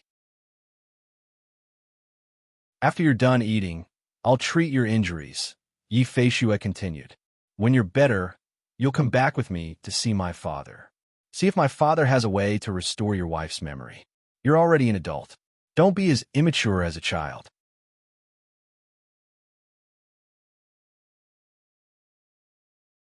Chapter 116. After the two of them finished eating the roasted rabbit, Yi Fei Shue brought the large bamboo tube in front of Yifan. Take off your shirt, Yi Fei Shue said as she walked behind Yifan. Take off my shirt, Yifan hurriedly asked. Why do I need to take off my shirt? To treat your injury, of course. Yi Fei Shue pulled out the stopper of the large bamboo tube and took out a small cloth bag from inside. You need to take off my shirt to treat my injury? Yifan didn't understand how Yi Fei Shue was going to treat his injury. I'm going to perform acupuncture, Yi Fei Shue said. How am I going to perform acupuncture with your shirt on? As she said this, she opened the cloth bag. Inside it was densely packed with silver needles of various thicknesses and lengths. Yifan had no choice but to take off his shirt. When the close-fitting flawless robe left Yifan's skin, it emitted a soft white light that made Yi Fei Shue very surprised. Is this the treasure you were talking about that prevented you from falling to your death? Yi Fei Shue asked. Yifan said with a red face. Besides Xiao Zhao and Fujiwara no Chico, no other woman had seen his body. You're really interesting. Yi Fei Shue saw that Yifan was shy and couldn't help but laugh. I didn't even say anything, but a man like you is actually embarrassed. Yifan's face turned even redder after he heard this. I've been learning medicine from my father and grandfather since I was a child. What haven't I seen? Yi Fei Shue said with a smile as she took out the silver needles from the cloth bag. Let alone a naked man. I don't even know how many corpses I've dissected. No wonder Miss Ye's knife skills were so clean when you were dealing with the wild rabbit, Yifan said. You'll need at least 3 to 5 days to recover from your injuries. I'm going to seal up most of your internal organs and meridians first. This way, the burden on them will lessen and you'll be able to rest and recuperate. Yi Fei Shue spoke as she inserted needles into Yifan's back. You mustn't get angry over the next few days, and you mustn't get angry or sad or have any other mood swings. You must know that happiness, sadness, anger, sadness, spleen, sadness, fear, kidney, and gallbladder. I'm afraid I can't do it, Yifan said. He could do other things, but it was impossible for him not to miss Fujiwara no Chico. You have to do it, even if you can't. Yi Fei Shue continued to perform acupuncture. I know you miss your wife, but you have to do it in moderation. Otherwise, your injury will worsen. Can I use spiritual energy to heal myself? Yifan asked. Spiritual energy can't be used as food. Yi Fei Shue said, if your 5 viscera and meridians were damaged, spiritual qi would be able to heal them. However, your 5 viscera and 6 bowels have been completely eroded by the cold qi. It's like being shot by an arrow. We have to take the arrow out first before we can treat it. Otherwise, with the arrow still inside, your skin will have already healed. Wouldn't that be worse? Yi Fei Shue continued. Your injury is the same. First, you have to force the cold out of your internal organs through the stimulation of the needles. Then, you have to use medicine to treat it. That's the only way to heal your injury. If you forcefully use spiritual energy to stimulate the potential of your internal organs, you'll feel like you're gradually recovering in a short period of time. In fact, you're killing the goose that lays the golden eggs. Once your internal organs and blood essence are completely exhausted, you won't be able to reverse the situation no matter how much spiritual energy you have. After Yifan heard this, he inwardly exclaimed that it had been a close call. If he hadn't coincidentally met the Yi family, he was afraid that he would have continued to channel his spiritual energy and forcefully circulated it through his internal organs and meridians. If that had happened, he would have died within a few days. You were born with this crescent moon birthmark? Yi Fei Shue asked from behind him. Yes, Yifan replied. What a coincidence, Yi Fei Shue said. I heard from my father that our Yi family had an ancestor with a crescent moon birthmark on his back. I wonder if your birthmarks are the same. When Yifan heard this, his heart skipped a beat. The person Yi Fei Shue was talking about should be his previous incarnation, Eldritch. Is that so? Yifan pretended to be nonchalant and asked, what was your ancestor's name? I think he was called Bufon Yi or something, Yi Feishua said. I heard from my father that this ancestor saw through the world of mortals when he was just a teenager and went into the mountains alone to explore the Tao. After that, there was no news of him. He might have died in the mountains and been eaten by wolves, tigers, and leopards. Your ancestor was really not ordinary, Yi Fan said. That was nothing. Yi Feishue continued to take out needles from her cloth bag. More than 10 years later, my ancestor's older brother seemed to have committed some evil deed. He actually left a letter home and then disappeared. Yi Qiu, the person holding the umbrella. Yi Fan was shocked. Don't tell me he also saw through the world of mortals. Yi Fan asked. Who knows? Yi Feishue said. I heard from my father that the letter only said something about taking care of his parents and nothing else. That's strange, Yi Fan said. I'm done with the needles at the back, Yi Feishue said as she took the needle bag from behind Yi Fan and squatted down in front of Yi Fan. It's time to go to the front. You inserted needles at my back? Yi Fan was shocked. Why didn't I feel anything? If I didn't insert needles at your back, why would I run behind you? Did you think I was playing hide and seek with you? Yi Feishue said as she took out a 3-inch-long silver needle from the needle bag and inserted it into Yi Fan's chest. Yi Fan immediately closed his eyes. Ever since he was young, he was most afraid of needles. Look at you. You're still a member of the Yi family, Yi Feishue said with a smile. Yi Fan opened his eyes and saw that the silver needle had been inserted. There was no pain at all. Yi Feishue had already started the second needle. Miss Yi is really skilled. Yi Fan praised sincerely. It doesn't hurt at all. This is nothing, Yi Feishue said with a smile. If my father were to perform acupuncture on you, he would be able to insert needles into your acupoints from 5 steps away. Someone like me wouldn't be able to show off at home. Yi Feishue said as she began inserting needles with both hands. In the blink of an eye, Yi Fan's chest and back were densely covered with hundreds of needles. Only the head is left. Yi Feishue took out a 4-inch-long silver needle from the needle bag. After this, it will be done. She gently inserted the needle between Yi Fan's eyebrows.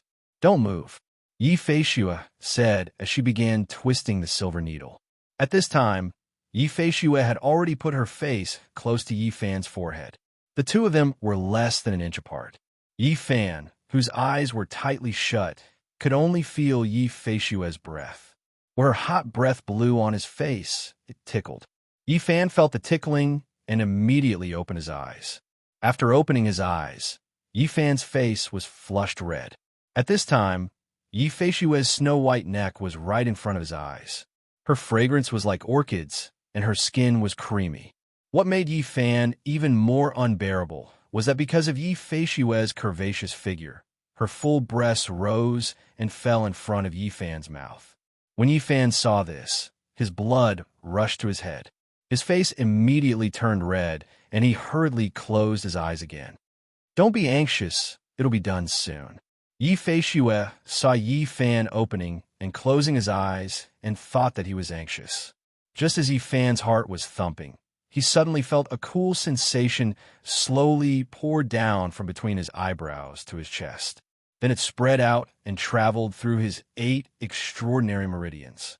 In the blink of an eye, his 5 viscera and 6 bowels felt much more relaxed. The pain had completely disappeared. The Yi family's medical skills were truly worthy of their reputation. How do you feel? Yi Feishue asked. Yi Fan opened his eyes and saw Yi Feishue looking at him with a smile. Thinking of the scene just now, Yi Fan's face turned red again. When Yi Feishue saw Yi Fan's face turn red, she thought that she had pricked the wrong acupoint. She hurriedly walked over and asked, "What's wrong with you? Are you not feeling well?" No. Yi Fan hurriedly waved his hand and said, "I feel much better. It doesn't hurt at all." Miss Ye's medical skills are truly worthy of being the reincarnation of Hua, Tua, and Bien Quebec. That's more like it, Yi Feishue said with satisfaction. That's right. Hurry and sit down. Don't move around. I'll pull out the needles for you in a bit. Okay. Yi Fan immediately sat down. What happened to you just now? Why is your face so red? Yi Feishua asked as she added firewood to the fire. Did the last needle hurt? It shouldn't have. Does Missy usually perform acupuncture like this for others? Yi Fan asked as he sat obediently on the hay. No, Yi Feishua said, usually when I perform acupuncture for others, the patient lies down. I'll first prick the back of the patient, and then prick the front of the patient after the back of the needle is pulled out. The environment here is not good, and your injuries are too serious. It's best to perform acupuncture at the same time. No wonder. Yi Fan thought to himself. Just now, Missy was too close to me. Yi Fan said with a red face, so he did not continue. After hearing Yi Fan's words, Yi Feishua immediately understood what Yi Fan meant. Her face turned red all the way to her neck. She immediately pulled up her collar and pointed at Yi Fan and scolded, You bastard. I. Yi Fan hurriedly explained, I didn't do it on purpose. I really didn't do it on purpose. The red-faced Yi Feishua looked at Yi Fan angrily and could not say a word for a long time. She could not blame Yi Fan for this. She was only focused on the needles at the time and did not think of this. Missy? Yi Fan shouted when he saw Yi Feishua sitting there with her head down and fiddling with a piece of hay for a long time. What? Yi Feishua looked up and glared at Yi Fan as she said angrily. Can my needle? Yi Fan whispered. Can it be pulled out? I don't know. Yi Feishua said impatiently. It's up to you to pull it out or not. Miss Yi, I really didn't do it on purpose. Yi Fan explained again. Don't be angry. He stood up as he spoke. Who told you to move? Yi Feishua said angrily. Sit down. Yi Fan obediently sat back down. Seeing that you're still honest, I'll let it go this time. Yi Feishua lowered her tone. If there's a next time, I'll dig your eyes out. Then my needle. Yi Fan said, I must have owed you in my previous life. Yi Feishua said as she threw away the hay in her hand and took out 2 pieces of white cloth from the large bamboo tube. After unfolding them, each piece of white cloth was 4 feet long and 2 feet wide. Miss Yi, what are you doing? Yi Fan asked in confusion. Pulling out the needles. Yi Feishua said as she spread the 2 pieces of cloth in front and behind Yi Fan. Yi Fan was confused by her actions, but he did not dare to ask. Although Yi Feishua was not as angry, she still had a straight face and pouted. Stand up. After Yi Feishua finished spreading the white cloth, she said in a neutral tone. Yi Fan immediately stood up. Close your eyes. This time, Yi Feishua learned her lesson. Yi Fan immediately closed his eyes. Don't move. Yi Feishua said as she twisted the silver needle in Yi Fan's forehead again and slowly pulled it out. Yi Fan once again smelled Yi Feishua's fragrance, but this time he did not dare to open his eyes even if he was beaten to death. Even so, his face still turned red. All right. After Yi Feishua finished pulling out the silver needle in Yi Fan's forehead, she said, Open your eyes. Yi Fan opened his eyes and found that Yi Feishua had only pulled out the silver needle in his forehead. None of the silver needles in his chest and back had been removed. Miss Yi this? Yi Fan opened his mouth to ask, Why is your face red again? Yi Feishua asked with a straight face, What are you thinking about now? No, I'm really not thinking about it this time. Yi Fan hurriedly said, You know what you're thinking about. Yi Feishua curled her lips and said, Miss Yi, listen to me. This time, I'm really.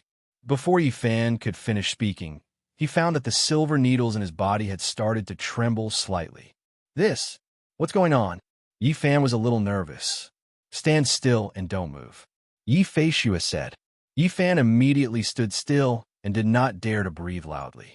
The silver needles in Yi Fan's body started to tremble more and more violently. Finally, with a swoosh sound, the silver needles on his body automatically flew up and landed on the white cloth that Yi Feishua had laid out in advance. Yi Fan had never seen something like this before. He was stunned on the spot and did not come back to his senses for a long time. Why are you still in a daze? Yi Feishua said as she tidied up the silver needles on the white cloth in front of Yi Fan. Why aren't you helping me put the silver needles away? Oh.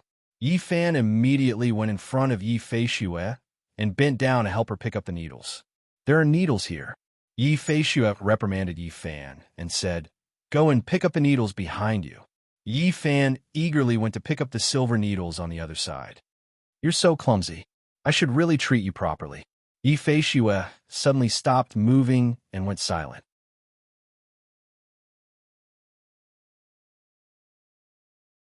Chapter 117. Quick, get behind me. As Yi Fan spoke, he pulled the stunned Yi Fei Shue over. Then, he immediately picked up the snake shadow sword and placed it in front of Yi Fei Shue. He had no idea when the blue-clothed man had appeared at the entrance. Earlier, when Yi Fei Shue told him that he couldn't use his qi, he had concentrated all of his qi into his qi si. As a result, his 5 senses were completely the same as a normal person's. In addition, it was raining heavily outside the cave, so he didn't hear anything. Hiding behind Yi Fan, Yi Fei Shue tightly grabbed onto Yi Fan's arm. She secretly picked up the silver needles and held them in her hand. The blue-clothed man, with a sinister smile, slowly walked into the cave and stopped about 2 zhang away from them. He wore a blue warrior's uniform and looked to be in his 40s. He had a fierce face, triangular eyes, and a square mustache below his nose. With one look, one could tell that he wasn't a good person. What was strange was that even though it was raining heavily outside, the blue-clothed man's head and body were not wet at all. The raindrops that fell from the entrance of the cave immediately fell elsewhere when they were about an inch away from the blue-clothed man. What a powerful protective qi, Yi Fan thought. This person's jinqi had already been cultivated to perfection. Ordinary swords and sabers wouldn't be able to harm him in the slightest. The bare-chested Yi Fan held the snake shadow sword horizontally in front of him. He vigilantly watched the blue-clothed man's every move. He didn't put on his shirt properly because he knew that this person's movements were extremely fast. Furthermore, he was proficient in combos. The time he took to put on his shirt was enough for this person to use several moves. What you have is no match for me, the man in blue said in very stiff Chinese. He stretched out an index finger and shook it. Your sword, give it to me. Miss Hua, give it to me. Mine won't kill you. Yi Fan and Yi Fei Shue both understood these words. What the blue-clothed man meant was that as long as Yi Fan gave him the snake shadow sword and Yi Fei Shue, he wouldn't kill Yi Fan. Tui, Yi Fei Shue, who was standing behind Yi Fan, immediately scolded, "Shameless bastard. Did you hear that?" Yi Fan coldly said, "Why haven't you scrammed yet?" As Yi Fan spoke, he began to slowly channel the spiritual energy in his qi si into his hands. Although Yi Fei Shue had warned him not to use his spiritual energy for the next few days, the situation was urgent and he couldn't care less. Not only that, he also began to slowly absorb the spiritual energy of the Blood Phoenix. Ever since the battle at the ancestral home, he had absorbed the spiritual energy of the Blood Phoenix. The Blood Phoenix's spiritual energy was not as good as before. He had once asked Fujiwara no Chico, and Fujiwara no Chico had told him that the Blood Phoenix's spiritual energy would automatically recover. However, the amount of spiritual energy lost varied, and the amount of time it took to recover was also different.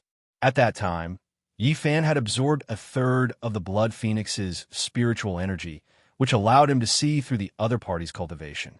Now, he still had more than half of the spiritual energy left. Originally, he had planned to leave this for Fujiwara no Chico. Although Fujiwara no Chico had lost her memories, her body was fine. This was why Yi Fan could safely absorb the spiritual energy from the Blood Phoenix. This was because he knew that this blue-clothed man's cultivation was extremely high, not below that of Hattori Chihiro. If he didn't use the Blood Phoenix, Yi Fan was afraid that he would die at this man's hands today. If he died, how could he talk about saving his beloved wife? Furthermore, Yi Fei Shue had saved his life before and was also from the same clan as him in his previous life. No matter what, he had to stop this blue-clothed man today. Although he wasn't certain of victory, he had to at least ensure that the two of them could escape unscathed. You people, Chinas, have a saying. Until you reach the Yellow River, you will not give up. Until you see the coffin, you will not shed a tear. The blue-clothed man looked lecherously at Yi Fei Shue, who was hiding behind Yi Fan. Then, He said to Yi Fan, "I will kill you first.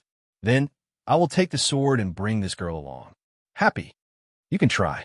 Yi Fan had already gathered the spiritual energy he had absorbed from the blood phoenix in his hands. He had thought it through. He had to succeed in one strike. Otherwise, this blue-clothed man would not give him a second chance to make a move. "Miss Yi Fan whispered to Yi Feishue behind him.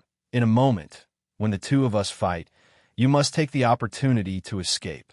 Don't worry about me. Do you hear me?" Yi Feishue was very shocked when she heard Yi Fan's words. She didn't think that Yi Fan would place her safety first at this critical moment. "You can't die." Yi Feishue stared at Yi Fan and said, "You still have to save your wife."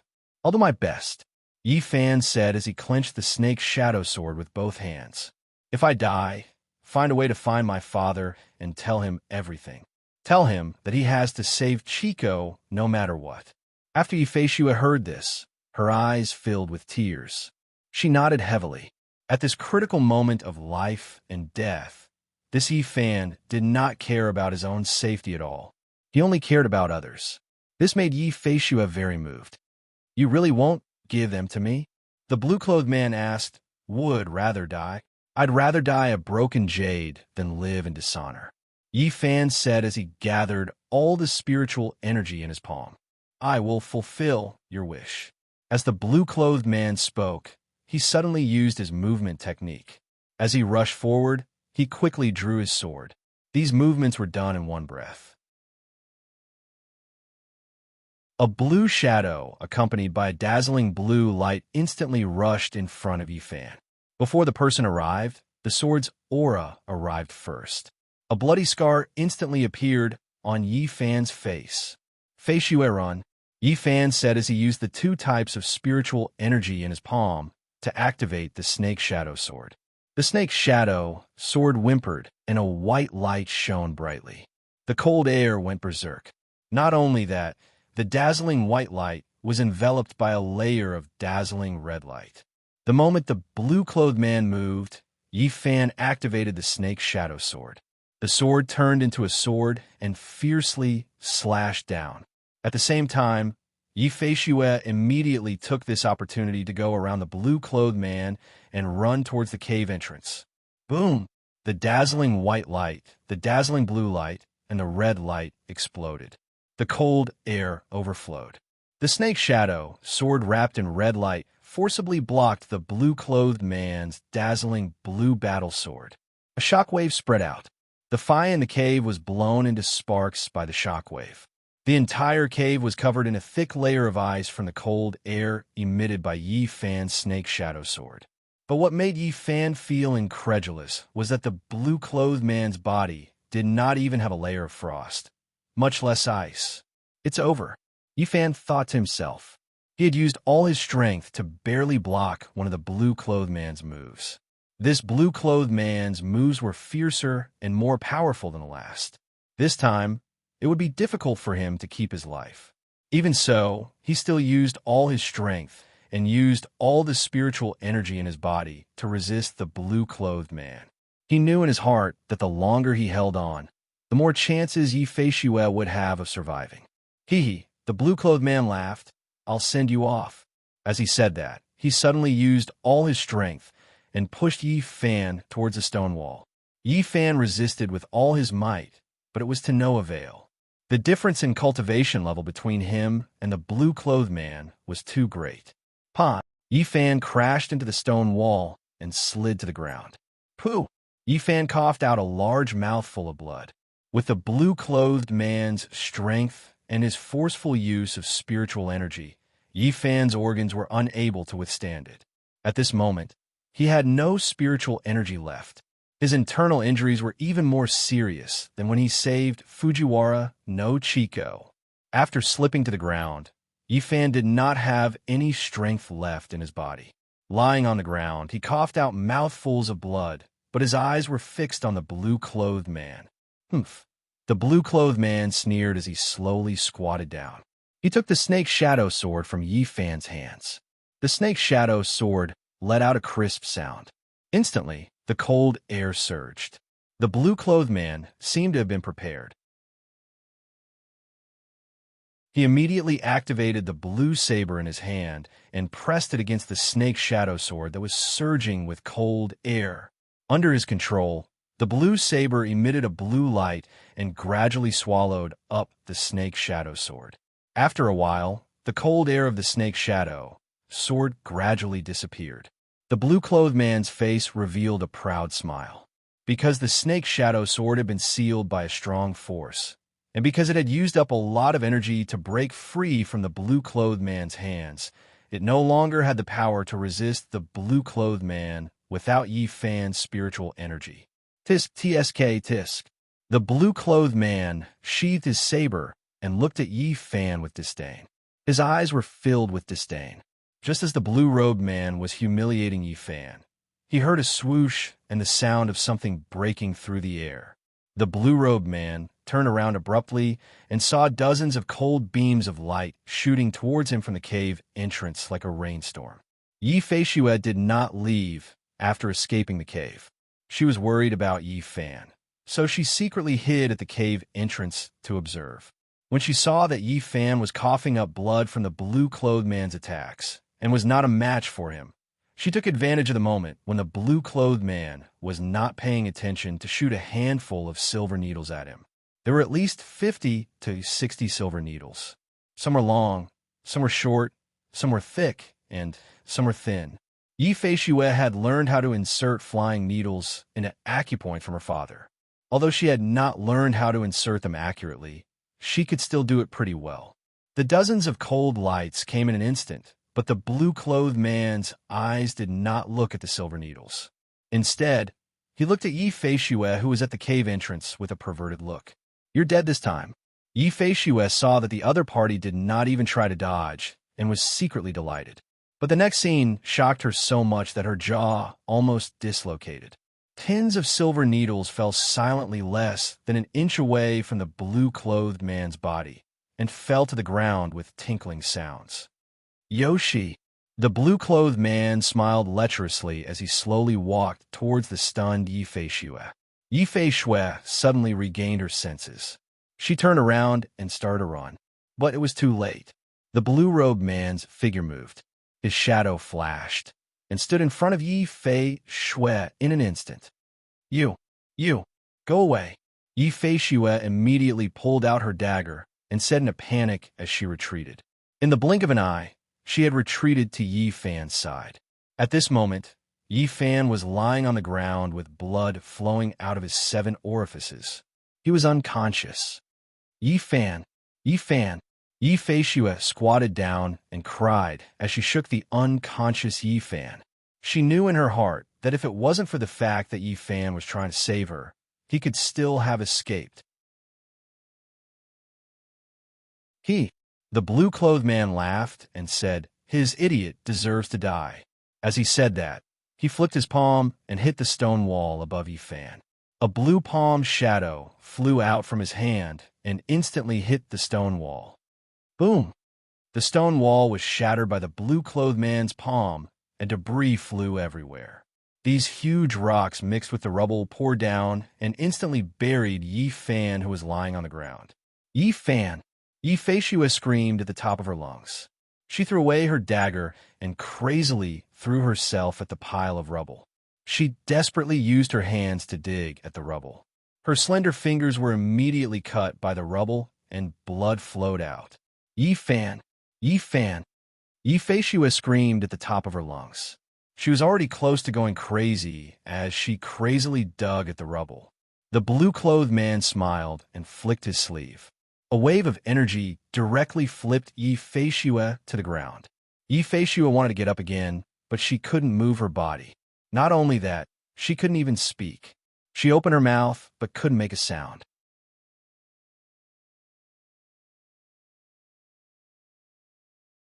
Chapter 118. Drip, drip. It was the sound of water dripping. Yi Fan opened his eyes and stood up. The bamboo forest was green, and the ancient well was still the same. He had once again returned to the place from his dream. This place hadn't changed, but the wind this time was stronger. The bamboo forest swayed, and the bamboo leaves rustled. "I have nothing to say to you." The red-eyed Yi Fan slowly walked out of the bamboo forest with his hands behind his back. It hasn't been long, and you've been beaten half to death again. Am I already dead? Yi Fan asked. Dead? Umph. Yi Fan sneered. Soon. Where's this place? Yi Fan asked. This is your heart, Yi Fan said. My heart. Yi Fan was puzzled. Your heart, Yi Fan replied. Why did I come here? Yi Fan asked. Where's Yi Feishue? Where's the blue-clothed man? Where's my sword? You still have a nerve to ask? Yi Fan looked at Yi Fan mockingly. The treasured sword was snatched away by the blue-clothed man. Yi Feishue was restrained by the blue-clothed man. As for the blue-clothed man, humph, what do you think he's doing? Miss Yi Fan felt as if he had been struck by lightning when he heard this. She's about to die, yet she still has the mind to think about others. How foolish, Yi Fan said with a look of disdain. Is there a way to save her? Is there a way? Yi Fan quickly walked in front of Yi Fan and asked anxiously, Why? Have you taken a liking to her? Yi Fan asked with a smile. She's from the Yi family. Her father should be able to help Chico recover her memories and what? Yi Fan asked. I was part of the Yi family in my previous life. Besides, she saved my life, so I can't just ignore her, Yi Fan said. Is there any way to save her? Well, it's not like there's no way, Yi Fan said. What is it? Yi Fan said, that blue-robed man's cultivation level is extremely high. I am no match for him. Moreover, the snake's shadow sword. Who told you to fight him? Yi Fan interrupted him. Then you mean? Yi Fan asked. There is someone who can defeat him. You can ask him for help, Yi Fan said with a smile. Who can we ask for help at this time? If we go any later, I'm afraid Miss Yi Fan said anxiously. Why don't you wake me up quickly? I will use all the spiritual power of the Blood Phoenix to save Yi. That person is me, Yi Fan interrupted him again. You? Yi Fan asked doubtfully. Let me out for some fresh air, and I will help you deal with that blue-robed man. How about it? Yi Fan stared at Yi Fan with his blood-red eyes. Let you out. Yi Fan understood what he meant. No. Yi Fan shook his head. If I let you out, you will control my mind. Absolutely not. Don't worry about that, Yi Fan said. I promise you, I will definitely come back in 4 hours. Just 4 hours. I don't believe your words, Yi Fan said. If you don't come back, what will I do? Don't forget that I'm still sealed by 3 seals. Besides, isn't the flawless robe still with you? What's there to worry about? Yi Fan said. Yi Fan was a little hesitant. Do as you deem fit. I don't care. Yi Fan smiled and turned around to admire the scenery of the bamboo forest. It has nothing to do with me. Yi Fan did not say anything after hearing this and fell in a deep thought. He was no match for the blue-robed man, and the snake's shadow sword had been taken away. He was more worried about Yi Feishue's safety. The situation was urgent. If this continued, Yi Fan thought of this and steeled his heart. He quickly walked in front of Yi Fan and asked, What should I do? Have you thought it through? Yi Fan's blood-red eyes lit up. You said it. For hours, Yi Fan said. Don't worry about that. Since I promised you, I will definitely keep my promise, Yi Fan said with a smile. Is there still time? Yi Fan asked. In this place, time is still, Yi Fan said. The blue-robed man has just restrained Yi Feishue. There is still time. All right, I'll believe you this once, Yi Fan said. What should I do? How do I get you out? It's very simple, Yi Fan said with a smile. As long as you agree to it, it will be fine. I agree, Yi Fan said. All right, wait for me here. With that, Yi Fan disappeared. In the bamboo forest, only Yi Fan was left with a dumbfounded look on his face. At this moment, the blue-robed man was carrying Yi Feishue into the depths of the cave with a lewd smile on his face. In his arms, Yi Feishue's eyes were tightly shut as tears flowed down her cheeks. At this moment, her heart was like dead ashes. This was the first time in her life that she had met someone who was willing to sacrifice his life for her. She did not expect that before she could even say a word of thanks, this person would lose his life for her. Yi Fan, I'm sorry. I can't do what you asked of me, Yi Feishue thought as she closed her eyes. When they reached the depths of the cave, the blue-robed man found an empty space and put Yi Feishuo down. Then he started to take off Yi Feishuo's clothes. At this moment, Yi Feishuo's clothes were completely soaked by the rain. Her curvaceous figure was faintly discernible. This made him even more lustful as his eyes burned with fire. In a blink of an eye, Yi Feishuo was only left with her undergarment. The blue-robed man, reached out his hand and was about to take off Yi Feishuo's undergarment. Pala! Pala! At this moment, he heard the sound of rocks rubbing against each other from the cave entrance. The sound was getting louder and louder. This sound made him feel a little suspicious and dampened his mood. Baka! The blue-robed man stood up and picked up his battle saber as he walked towards the cave entrance. Only when he reached the cave entrance did he realize that other than Yi Fan, who was buried under the rocks, there was no trace of anyone else. The blue-robed man turned around and prepared to enter the cave again to enjoy himself. Swish! At this moment, the rocks that buried Yi Fan suddenly shot out countless dazzling red lights from the cracks in the rocks. The rocks also began to move along with the red lights. The sound of rocks rubbing against each other was heard again. The entire cave was illuminated by the dazzling red lights. Nanny, the blue-robed man, could not believe the scene in front of him. Yi Fan, who was buried under the rocks, was clearly bleeding from his 7 orifices and was no longer breathing. How could he release such a terrifying force? When the blue-robed man thought of this, he immediately pulled out his battle saber. He looked warily at the red light that was growing stronger and stronger as the rocks began to move more and more. Boom! Within the rocks, the red light exploded. The huge rocks instantly exploded, turning into countless tiny fragments. The sky was filled with rocks as they poured down in torrents. It was like a rain of rocks.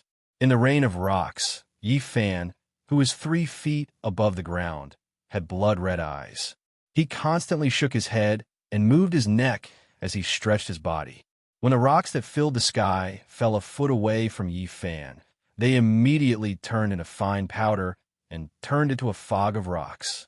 This scene shocked the blue-robed man so much that he immediately held his saber with both hands and took a few steps back. He could not understand what had happened. What he knew was that the person in front of him had a high cultivation level. It was definitely not something that the pretty boy from before could compare with. I'm finally out, Yi Fan muttered to himself. As he spoke, he slowly landed on the ground. After he landed, he still shook his neck, swung his arms, and kicked his legs. It was as if he had not moved for a long time. It's still better to be outside, Yi Fan said after he was done with the exercise. After he finished speaking, Yi Fan clasped his hands behind his back and looked at the blue-robed man with a sinister smile. Who are you? The blue-robed man, who was holding his battle saber tightly, asked. Even a fool could tell that this person in front of him was a completely different person from his temperament, tone of voice, and cultivation level. Especially those eyes. The blood-red scara matched with the black pupils made him look like an Azura from hell.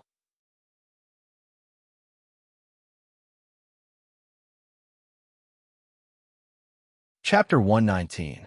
Baka. As the blue-robed man cursed, he once again displayed his strange movement technique. The one who struck first would gain the upper hand, and the one who struck later would suffer. All that could be seen was a blue shadow enveloped in a faint blue light as it charged towards Yi Fan. Hee, it's rare for me to come out for a walk. I'll play with you properly, Yi Fan said as he didn't dodge immediately. Instead, he laughed. Boom! The blue light flashed, and the shattered rocks scattered. The blue-clothed man's sharp saber cut a 3-foot-deep hole in the stone wall behind Yi Fan as if it was tofu. However, what made him feel strange was that Yi Fan had disappeared. What was going on? The blue-clothed man frowned. When his saber was about an inch away from Yi Fan was still laughing. How could he suddenly disappear? One had to know that he was famous for his extremely fast movement technique. Now that he couldn't even find his opponent's shadow, he felt a chill in his heart. Just as the blue-clothed man was wondering, he felt someone pat his shoulder. The blue-clothed man's reaction was extremely fast. His saber followed the person's movement, and the faint blue saber instantly slashed back, drawing a beautiful blue curve in the air. This move was extremely vicious. If one was hit by it, even a Daluo immortal would be cut into two. Swish! After the slash, the blue-clothed man's front was empty again. This time his forehead was sweating. It was obvious that his opponent was playing with him. Ever since he became famous, he was the only one who played with others like a cat playing with a mouse. No one had ever played with him. He didn't expect the situation to reverse. He had become the mouse, and his opponent had become the cat. This made him very angry. He held his saber tightly with both hands, and his eyes were vigilant as he observed the movements in the cave. Hee. The blue-clothed man suddenly heard a mischievous laughter. He was so shocked that he turned around and slashed again. However, just like before, there was nothing behind him. Baka. The blue-clothed man was flustered and exasperated as he cursed loudly. You quickly show yourself, coward. TSK, tisk. Yifan appeared in front of the blue-clothed man again. He shook his head and said, fighting is fighting. Why are you cursing? Not good, not good. When the blue-clothed man saw Yifan appear again, he didn't listen to what Yifan had to say. He immediately swung his saber at Yifan. With a schwa sound, a sharp blue arc of light rushed towards Yifan. This arc of light was extremely fast. In an instant, it rushed in front of Yifan. I'll hide. Yifan smiled and disappeared again. Boom! The arc of light struck the stone wall, producing a deafening sound. This slash directly cut off a large piece of the cave entrance. The cave entrance, which could only accommodate one person, immediately became much more spacious. Baka, seeing that Yifan had disappeared once again, the blue-clothed man cursed loudly once again. You, show yourself quickly. Me, I will fight you to the death.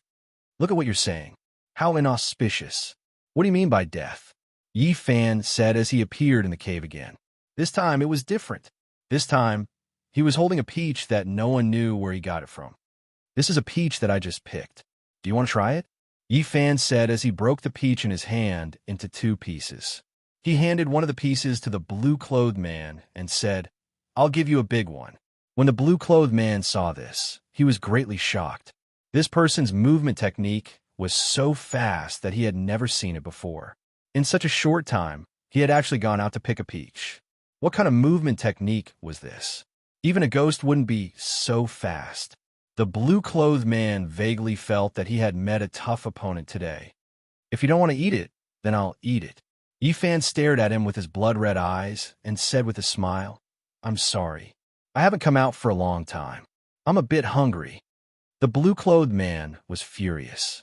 He held the saber with both hands and focused his mind. He began to activate the blue saber in his hand. Under his activation, the saber let out a whimper. Then a blue light shone. The entire cave was illuminated by the blue light emitted by the saber. Kacha! Yifan took a big bite of the peach. Then, he chewed the peach in his mouth while looking at the blue-clothed man with his blood-red eyes. Go slash! The blue-clothed man said as he heavily chopped down with the saber in his hand. With a sound of breaking air, a huge blue arc of light as thick as a bowl rushed out from the blue-clothed man's saber. It flew directly towards Yifan. This time, its speed was much faster than before. In the blink of an eye, the blue arc of light collided with Yifan. Boom! A huge explosion sounded. The blue light scattered in all directions. Rubble flew everywhere. The blue-clothed man's expression was stiff. He stood there with a stunned expression. The reason was simple. Yifan had disappeared again. The blue-clothed man began to feel nervous. He knew that the other party was making fun of him. Once the other party was done playing, he would kill him. This was because he often did this. He began to regret it. After receiving Matsumoto Takeyoshi's letter, he had set off. When he arrived, he happened to see Yifan sitting cross-legged on the mountain peak. He saw that Yifan had a cultivation level and a faint cold aura around him. He knew that this person had a treasure on him. Therefore, he had sneakily attacked Yifan. After he had knocked Yifan to the bottom of the valley, The snake's shadow sword he had taken had actually protected its master and followed Yi Fan down to the bottom of the valley. This made him furious. He immediately decided to go down the mountain to search for the treasure sword. However, when he reached the bottom of the mountain, he found that there was no one at the bottom of the valley, much less the treasure sword. He was unwilling to miss out on a divine weapon, so he began to search around the mountain. However, the mountains were high and the forest was dense. Finding a person was as difficult as ascending to the heavens. However, the weather was not on his side. After a short while, it began to rain heavily. He searched everywhere for a cave to take shelter from the rain. Only then did he discover this place. He never expected to find what he had searched high and low for, only to find it so easily. Not only did he find Yi Fan here, but there was also a beautiful woman. At the beginning, he felt that he was very lucky. He had obtained both the treasure sword and the beauty. However, he no longer thought so. He was afraid that it would be difficult for him to escape. He regretted not directly cutting off Yi Fan's head. If he had done that, he would have been living a happy life right now. With this thought, the blue-clothed man began to slowly walk towards the cave entrance with his saber in hand. The cave entrance had a geographical advantage, allowing him to advance and retreat. "Don't tell me you plan on leaving just like that," Yi Fan said as he appeared in the cave again. He was still chewing on a peach. "Leave? Ha ha ha." The blue-robed man looked at Yi Fan and laughed.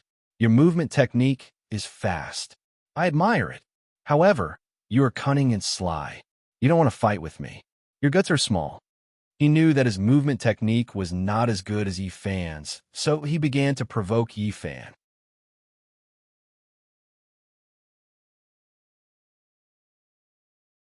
Chapter 120. The blue-clothed man laughed. "You won't be able to dodge it this time. No one has been able to dodge this move of mine." As the blue-clothed man spoke, he abruptly activated the blue battle saber in his hand. Unlike the previous time, the battle saber began to emit blue flames. It looked extremely strange. Under his control, the flames on the battle saber grew stronger and stronger, emitting a whooshing sound. It wasn't just the battle saber. Even the blue-clothed man's entire body was enveloped in a layer of blue flames. Will-o'-the-wisp? Yi Fan frowned when he saw this. "In refining technique?" The blue-clothed man laughed. As he laughed, he raised the battle saber high above his head. "Ghost Spirit Slash." As the blue-clothed man spoke, he abruptly slashed down with his battle saber. A huge arc of light emitted from the battle saber and streaked across the ground towards Yi Fan. Once the gravel on the ground touched the will-o'-the-wisp, it immediately burned and melted, turning into a puff of green smoke. One could imagine the power of this will-o'-the-wisp. Shwa! Halfway through, the gigantic arc of light suddenly split into two arcs of light. By the time it reached Yi Fan, the two arcs of light had turned into four arcs of light with a swoosh. These four arcs of light emitted intense blue will-o'-the-wisp as they rushed towards Yi Fan. Boom! Boom! Boom! Boom! The four arcs of blue will-o'-the-wisp caused the entire cave to be filled with green smoke. Gravel flew everywhere. Before the gravel could fall to the ground, it was burned into green smoke by the will-o'-the-wisp. Seeing this scene, the blue-clothed man heaved a sigh of relief. This time, Yi Fan should be dead. This will-o'-the-wisp was not something ordinary flames could compare to. It was a fire of extreme and was extremely powerful. If one's flesh came into contact with it, they would instantly be incinerated into nothingness. Not even bones would be left behind. In order to forge this will-o'-the-wisp, he had spent a lot of effort. The material used to forge this will-o'-the-wisp was not ordinary iron, but iron from the ashes of the dead. Imagine how much ashes a person could have, and how much iron could be extracted from the ashes. Furthermore, the dead person was not an ordinary dead person. They had to have a strong, murderous aura when they were alive and had strong grievances after they died. Although this battle saber weighed over 20 kilograms, the material used to make it was extracted from the ashes of thousands of people. The materials alone was not enough to forge this will-o'-the-wisp. The will-o'-the-wisp. To collect the will-o'-the-wisp, he had twos to collect the will-o'-the-wisp. Will-o'-the-wisp. To collect the will-o'-s to collect the willows. To-dash T2s. Twos to forge to forge tis. To-s to s. Be to make. Twos to. Since then, he had made a name for himself in Japan's assassin world with his strange movements and sharp saber skills. He had never been defeated in the 20 years since he started his career. This will-o'-the-wisp is really not ordinary. Yifan's voice came from the green smoke in the cave. The blue-clothed man was shocked. He had thought that with his sharp saber skills and the will-o'-the-wisp's temperature, Yifan would be severely burned, if not killed. He had never thought that Yifan would be able to block his ghost slash. This was something he had never encountered before. You've made so many moves. It should be my turn now. Yifan, who was half naked, slowly walked out of the smoke as he spoke. Who exactly are you? The blue-clothed man asked with a frown. You don't need to know who I am, Yifan said with an evil smile. It's useless even if you know. You are so confident. The blue-clothed man raised his head and asked. Yifan smiled as a reply. The blue-clothed man did not say another word. He held the saber in his hand again and activated it. Blue light burst out, and the will-o'-the-wisp sword. Although your move is powerful, it's useless against me. Yifan looked at the blue-clothed man and said slowly, You are the strongest opponent I've ever met. The blue-clothed man said as he activated the ghost flame saber. The greatest respect for the strong is to use your greatest strength to defeat your opponent. Next, this is my strongest move. Please advise me. As the blue-clothed man spoke, the ghost flame saber in his hand let out a humming sound. Then, the blue light burst out to 3 feet, and the blue will-o'-the-wisp soared more than 10 feet high. I can't use it here. The blue-clothed man continued. Let's go out. As he spoke, he used his movement skill and retreated 20 feet away. Seeing this, Yifan frowned. Then he smiled and said, All right, then I'll take a look. As he spoke, he slowly walked out of the cave. This is for you. The blue-clothed man pulled out the snake shadow sword from his waist and threw it to Yifan. Yifan reached out and caught the snake shadow sword. Then, he looked at the blue-clothed man with a puzzled expression. He did not understand why the blue-clothed man would do such a thing. That's only fair, the blue-clothed man said seriously. Good, Yifan said loudly. Since you said so, I'll accompany you for a round, Yifan said as he held the snake shadow sword in front of him. Han Long, this time, I'm trying to save someone. Don't fight me like last time. The snake shadow sword let out a crisp humming sound as a reply. All right, Yifan said with a smile. Today, I'll let you out to get some fresh air.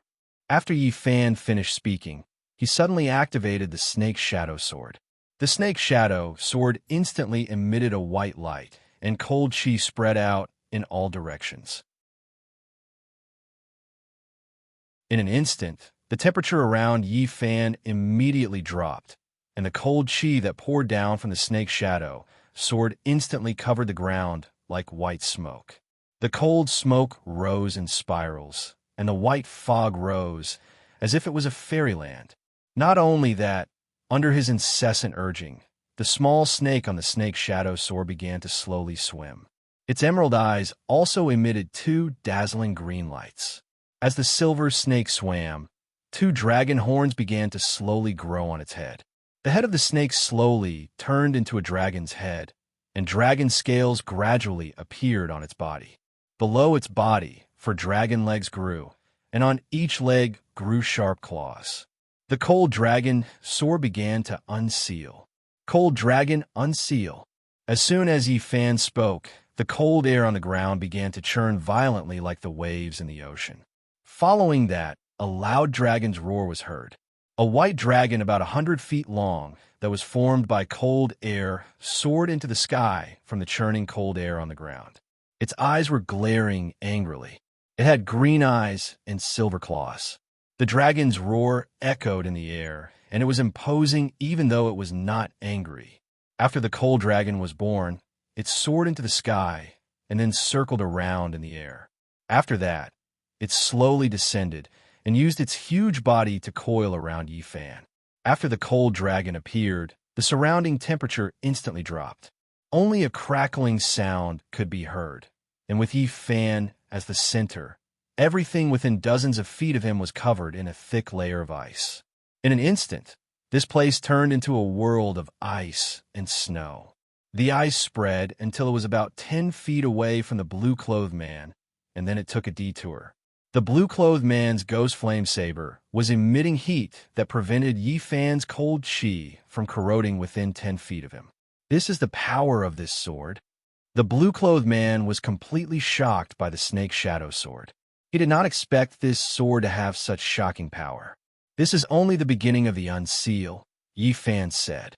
If I wasn't sealed, I could let you see it again. Unfortunately, Yifan did not continue speaking. We will decide the victor in one move, the blue-clothed man said as he pushed the ghost flame saber in his hand to its limits. The dark blue saber began to tremble slightly, and the ghost flame on the saber suddenly expanded, reaching more than 10 feet high and more than 1 square foot wide. The blue flames that soared into the sky formed the shape of a huge saber. Its aura was oppressive, and it shook one's soul. All right, we will decide the victor in one move. Yifan narrowed his blood-red eyes and said, Netherworld Ghost Slash. The blue-clothed man said as he slashed down with a flaming saber that was more than 10 feet long. Shwa! The air seemed to be split in half by this saber. The huge saber was wrapped in rising blue flames, and it slashed straight at Yifan with the weight of Mount Tai. When the Han dragon that was coiled around Yifan saw this, it immediately turned its huge body and prepared to soar into the sky to block the flaming saber that was slashing at Yifan. Han dragon, don't move. I will take this move, Yifan said as he used his movement technique. A green shadow soared into the sky and met the huge flaming saber in the blink of an eye. Boom! Yifan, who was in midair, used the cold dragon sword in his hand to block the huge flaming saber, creating a loud sound that shook the heavens. Walala! The flames on the huge saber suddenly soared, instantly engulfing Yifan. When the Han dragon on the ground saw that Yifan was surrounded by flames, it immediately turned its huge body, preparing to rescue Yifan. Unexpectedly at this moment, Yifan's voice suddenly came from the sky, full moon. As soon as Yifan finished speaking, a huge silver protective ball of light suddenly appeared on Yifan's body. This silver ball of light continued to spin, and the blue flames that surrounded it were immediately thrown out.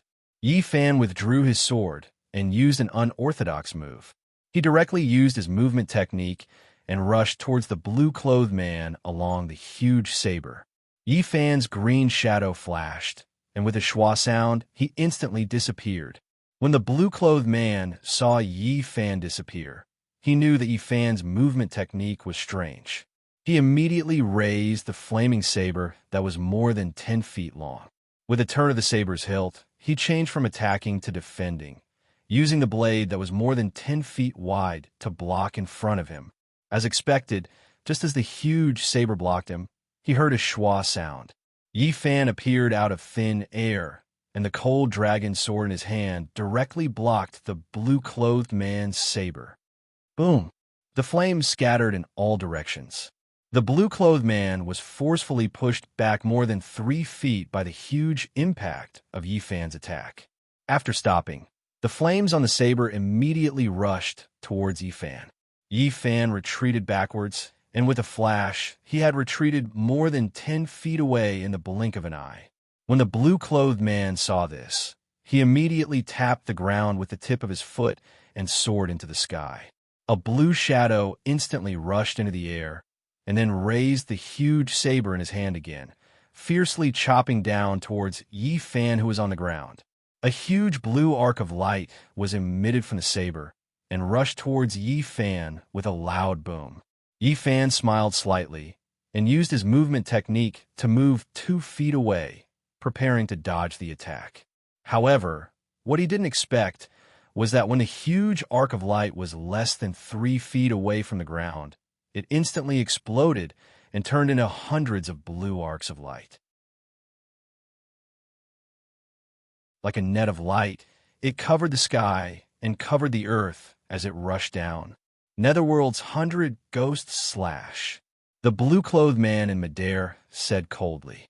Boom, boom, boom. Hundreds of blue arcs of light emitted whistling sounds as they rushed into the ground. The ground immediately collapsed and rocks cracked. Broken rocks flew everywhere, and dust rose in all directions. The hard ground was forcefully cut into hundreds of deep trenches that were more than a foot deep. Good move. The thick smoke dispersed, and the dust settled. Yi Fan, who was dressed in green, stood on the ground full of trenches and said. The blue-clothed man in midair smiled slightly, and his eyes narrowed. Yi Fan frowned. The blue-clothed man's smile was a little strange. Rumble. The ground under Yi Fan's feet suddenly shook, and a rumbling sound came from it. Following that, the ground under Yi Fan's feet quickly swelled up into a large mound of earth. The mound of earth grew taller and taller, and the soil on its surface began to gradually fall off. In an instant, a small mountain of blue light appeared. Yi Fan frowned. This small mountain of blue light was actually made up of countless blue battle blades. There were at least 10,000 of them. Boom! More than 10,000 blue battle blades instantly rose from the ground and broke out of the ground with a roar. Like a torrential downpour, they pierced towards Yi Fan in midair. Yi Fan didn't dare to be negligent. He immediately used his movement technique and rushed up into the sky. The blue-clothed man in midair smiled and raised the huge battle blade in his hand again. He swung it down fiercely, and a huge blue fireball shot out from the tip of the battle blade. As soon as it left the battle blade, the huge fireball immediately turned into hundreds of blue fireballs. These fireballs instantly connected and formed a huge blue fire net. It covered the sky and covered the earth as it rushed down towards Yi Fan.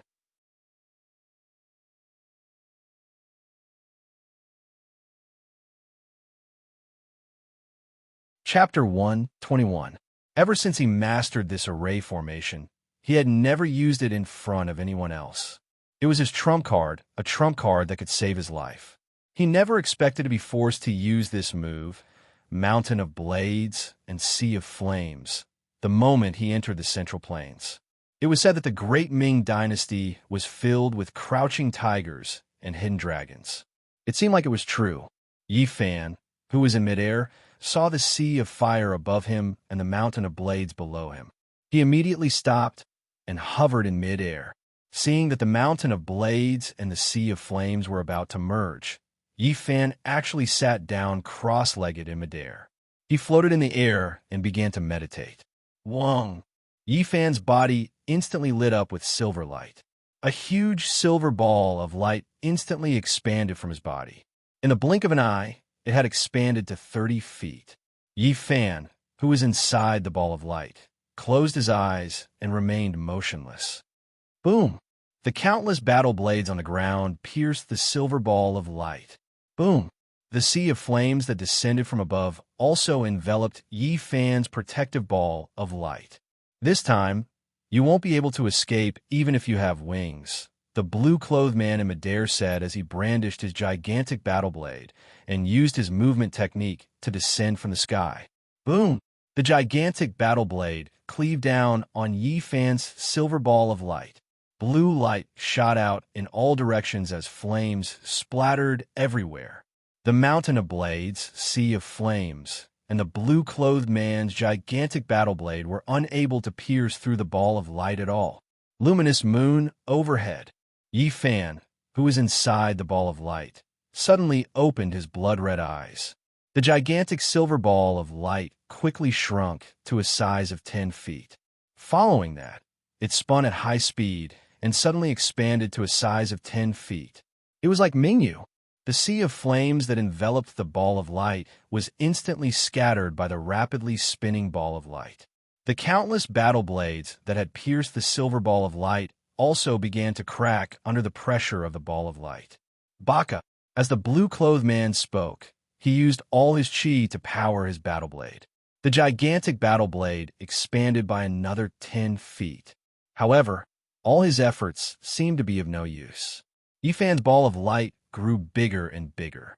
The blue-clothed man's gigantic battle blade was also being raised bit by bit. Moonlight sky. Yifan, who was inside the ball of light, said calmly. Boom! As Yifan spoke, the huge silver ball of light instantly exploded, turning into countless dazzling silver beams that scattered in all directions. Whoosh! Countless battle blades were instantly shattered by the silver light, shattering into countless blue fragments that scattered in the air. Puff! The blue-robed man spat out a mouthful of blood. The saber in his hand flew out and landed on the ground. Pa! The blue-clothed man fell heavily to the ground. Shwa!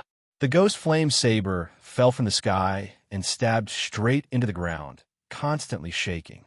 Yifan slowly descended from the air. Hanlong, go back, Yifan said to the frost dragon beside him. The frost dragon shook its huge head and looked at Yifan. Then it turned its head and looked at the blue-clothed man lying on the ground. Then it let out a dragon roar and turned its huge body. It soared into the sky and circled in the air. Then it turned into a white light and rushed into the snake's shadow sword in Yifan's hand. Once the frost dragon entered the treasured sword, the silver dragon on the treasured sword immediately began to swim and gradually turned back into a small silver snake. The blue-clothed man lying on the ground spat out a mouthful of blood. You didn't use cold air and also useless dragon and movement technique. When did I say I was going to use cold air? Yifan said as he put the snake's shadow sword into his waist.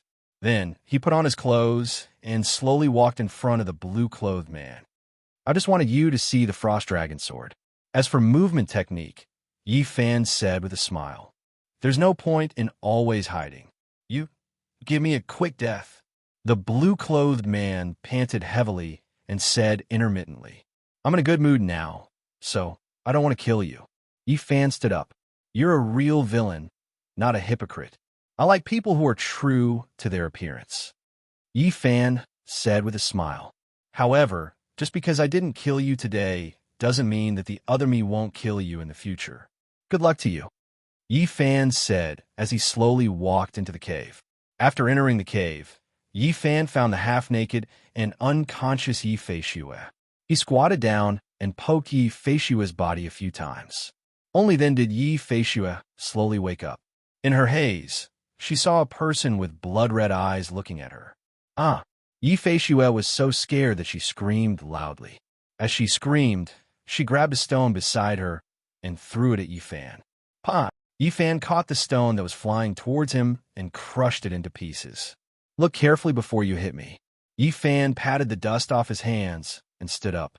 Women are really troublesome. Yifei sat up in surprise and said, You're not dead? What happened to your eyes? Why are they so scary? Where's that blue-clothed man? Yifan frowned. He hated talkative people the most, especially women. Say something. Yifei said. The blue-clothed man is outside. Yifan said impatiently. Outside? Yifei was so scared that she immediately grabbed Yifan's arm. Put on your clothes first. Yifan shook off Yifei's hand in disgust. Put on my clothes? Yifei realized that her clothes weren't enough to cover her body. She screamed loudly as she started to put on her clothes. Yifan turned around and closed his eyes with a worried frown. Yifei was giving him a headache. What happened to your eyes? Are you injured? Is that blue-clothed man dead? All right. Weren't you buried under the rocks? How did you get out? Yifei asked as she quickly put on her clothes. Yifan took a deep breath. This Yifei's constant chatter was giving him a headache. He originally wanted to go somewhere else to relax, but now he suddenly missed the quiet and secluded bamboo forest. I'm not Yi Fan. The blue-clothed man should have left by now. Yi Fan said, when you see Yi Fan later, treat his injuries. This body is now broken beyond recognition.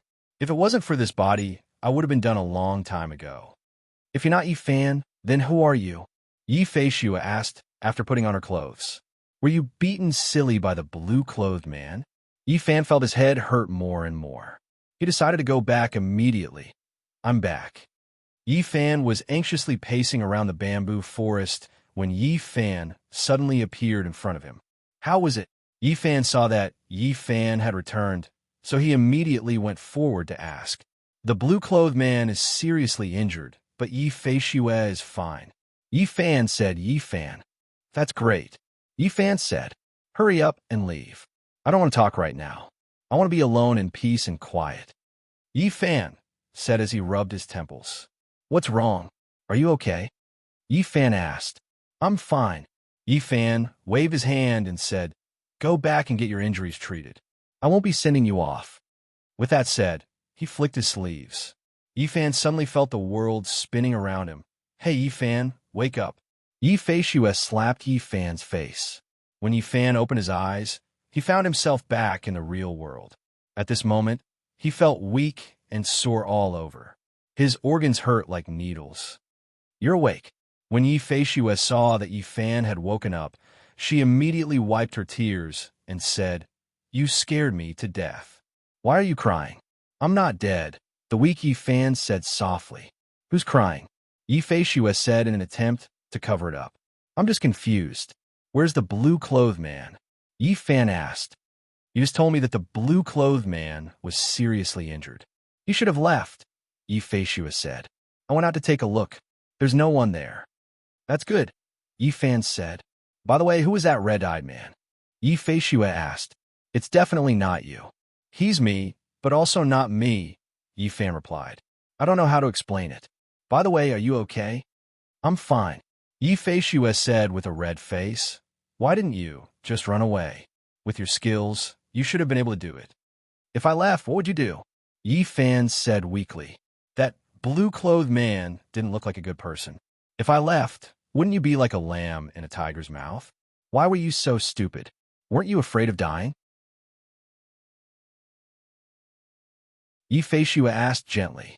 The situation was urgent. How could I think so much? Yi Fan said, you're still talking about me. I told you to leave, so why didn't you leave? You even foolishly came back. Didn't I want to help? Yi Feishua said with a pout. A dog bites Lu Dongbin. You don't know how to appreciate a good person's kindness. Yi Fan smiled and didn't say anything. You forcefully circulated your qi, causing your internal organs to be injured even more. Don't go anywhere for the next few days. Focus on recuperating here. You'll be done when your injuries are healed, Yi Feishua said. How long will it take? Yi Fan asked. That's hard to say. It depends on how you recover, Yi Feishua said. If you recuperate well with your cultivation, it'll only take 8 to 10 days. Then I'll have to trouble you, Miss Yi, Yi Fan said. Since you risked your life to save me, I'll trouble you, Yi Feishua said with a smile. In the next few days, Yi Feishua went out to gather herbs and hunt during the day. At night, she gave Yi Fan acupuncture and decocted medicine.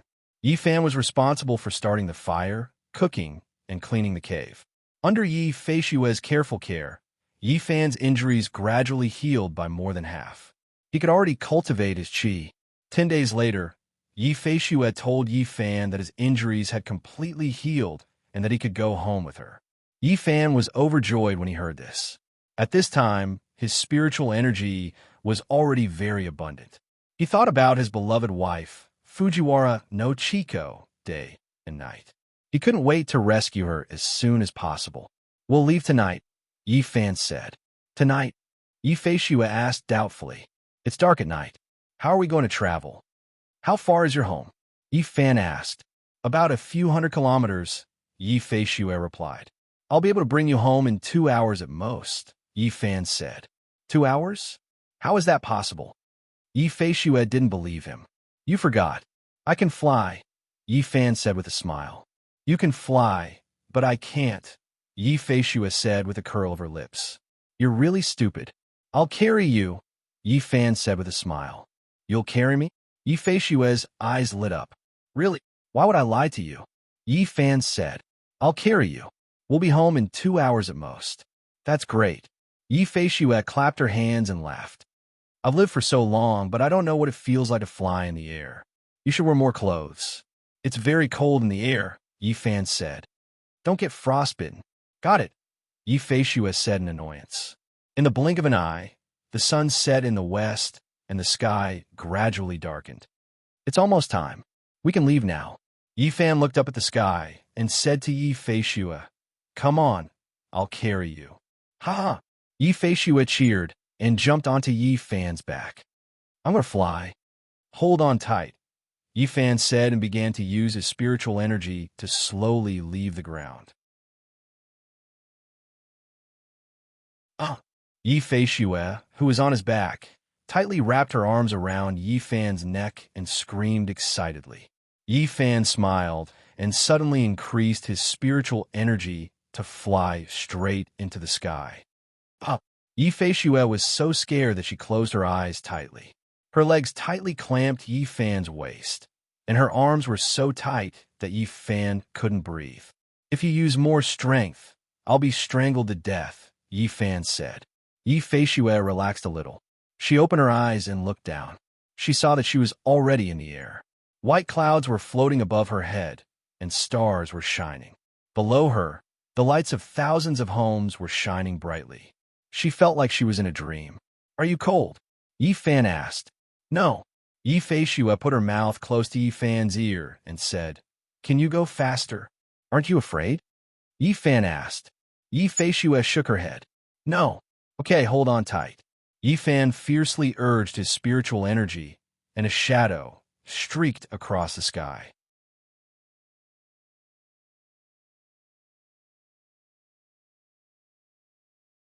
Chapter 122. After an hour, Yi Fan slowly withdrew his spiritual power, and the two of them landed in front of a large house. The vermilion door and the imposing stone lion showed the identity of the owner of this house. There were 2 large palace lanterns on both sides of the door with the words, Yi Residence, written on them. This is my home. Yi Fei Shue grabbed the brass ring on the door and knocked on it. After a while, there was a knock on the door. The door opened slightly, and a person who looked like a servant poked his head out to take a look. Eldest miss, you've returned. The servant saw Yi Fei Shue and immediately opened the door. Where's my father? Yi Fei Shue stepped inside with Yi Fan following closely behind. Master is in the pharmacy. I'll go tell him.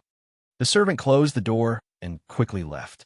Come, let's go inside, Yi Fei Shue said as she pulled Yi Fan's hand and walked towards a large house not far away.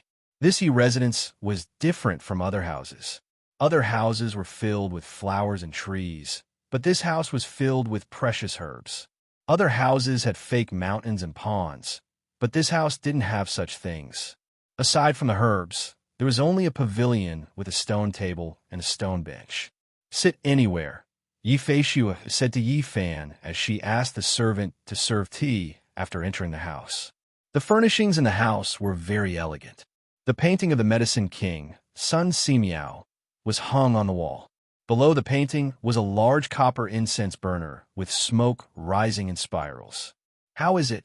You're not used to the smell of herbs here, right? Yi Fei Shue looked at Yi Fan with a smile. It's fine, Yi Fan replied. You damn girl, where did you run off to? A man in purple said as he pushed the door open. This person was in his 50s. His eyes were bright and his steps were vigorous. Father, Yi Fei Shue shouted as she threw herself into the old man's arms. When Yi Fan saw this, he immediately stood up and bowed. Junior Yi Fan greets old Mr. Yi Fan, the old man exclaimed. Are you from the Yi family of the weaponry aristocratic family? That's right, Yi Fan replied. Swear, the old man immediately said to Yi Fei Shue, this is not the place to talk. Take him to my study. With that, he turned and walked out of the room. Come with me. Yi Fei Shue understood her father's intentions. Tonight, Yi Fan's family members were wanted by the imperial court. If she brought Yi Fan back rashly, they would be easily recognized, so her father had her bring Yi Fan to his study. As Yi Fei Shue spoke, She walked directly to the incense burner in front of the statue of the Medicine King Sun Miao. She turned the incense burner with both hands, and the wall rumbled, revealing a secret door. "Come in quickly," Yi Feishua said.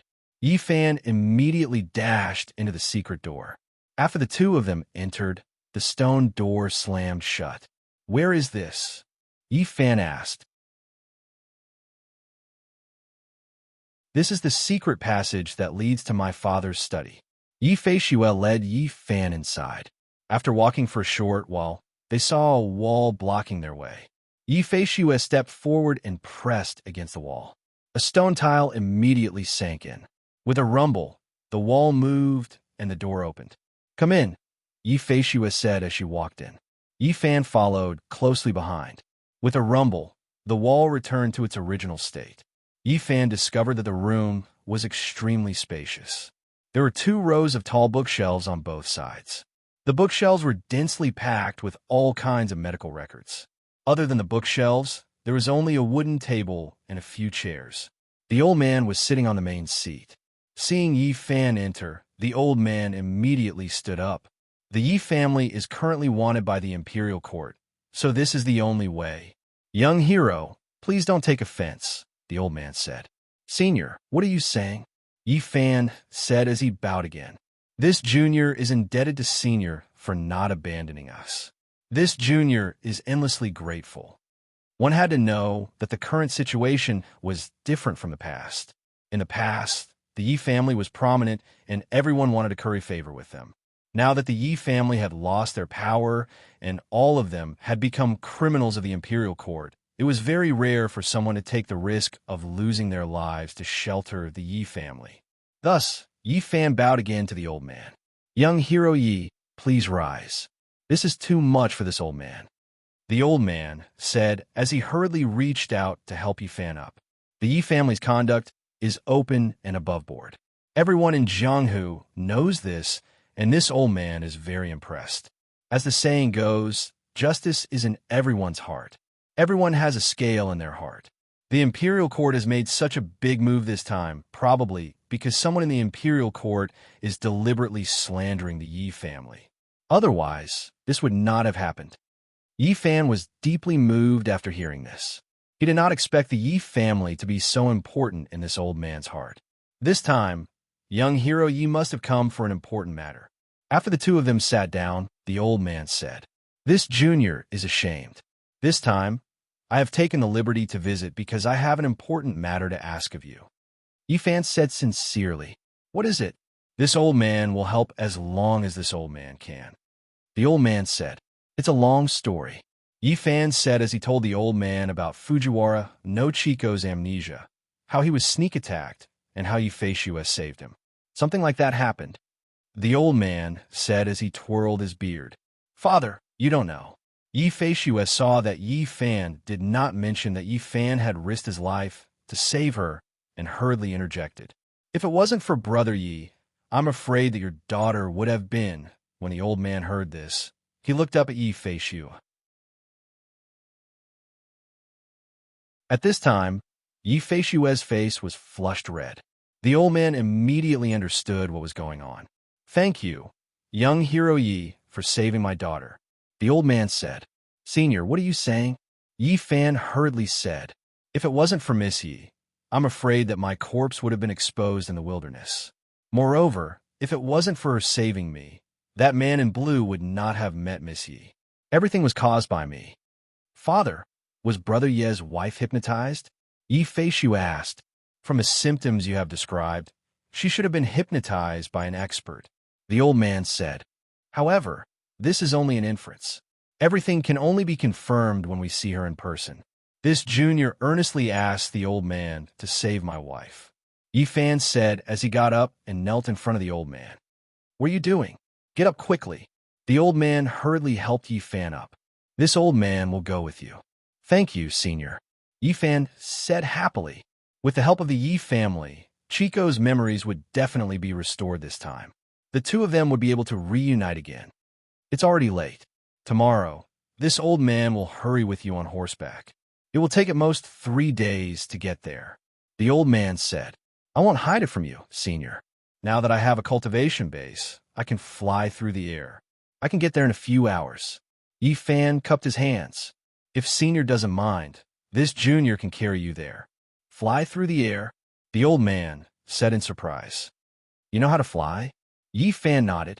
It said that every member of the Yi family has a unique skill. It's true. I didn't expect you to have such a cultivation base at such a young age. How rare, the old man said with a smile. Since that's the case, there's no time to lose. Let's get going now. Schwer, bring me my medicine box. Yi Feishua walked over to the shelf of medicinal ingredients and took out an exquisite medicine box. She handed it to the old man. The old man took the medicine box and put on his back. Let's go. Wait a moment, Yi Fan said as he took off his outer coat. He took off the flawless robe he was wearing and draped it over the old man's body. This treasured robe is impervious to weapons and water and fire. Senior, please put it on. There's an expert keeping watch over that place. I'm afraid that if our whereabouts are exposed, we'll end up hurting you if we fight. Besides, it's unusually cold up high in the sky. Although his father, Yi Kong, had told him that this robe must never leave his body. Otherwise, he might be controlled by the evil energy again. However, the situation was urgent. Yi Fan was eager to save his wife, so he couldn't care less. Besides, the evil energy in his body wasn't as scary as Yi Fan had imagined. If it wasn't for him, he and Yi Feishua would have been killed by the blue-clothed man. The old man was shocked as he watched the white robe on his body gradually turn transparent. What a treasure, the old man said as he stroked the transparent robe. Senior, are we leaving now? Yi Fan asked. Let's go now, the old man said as he turned to Yi Feishua. You stay at home. Don't run around. I know. Yi Feishua pouted.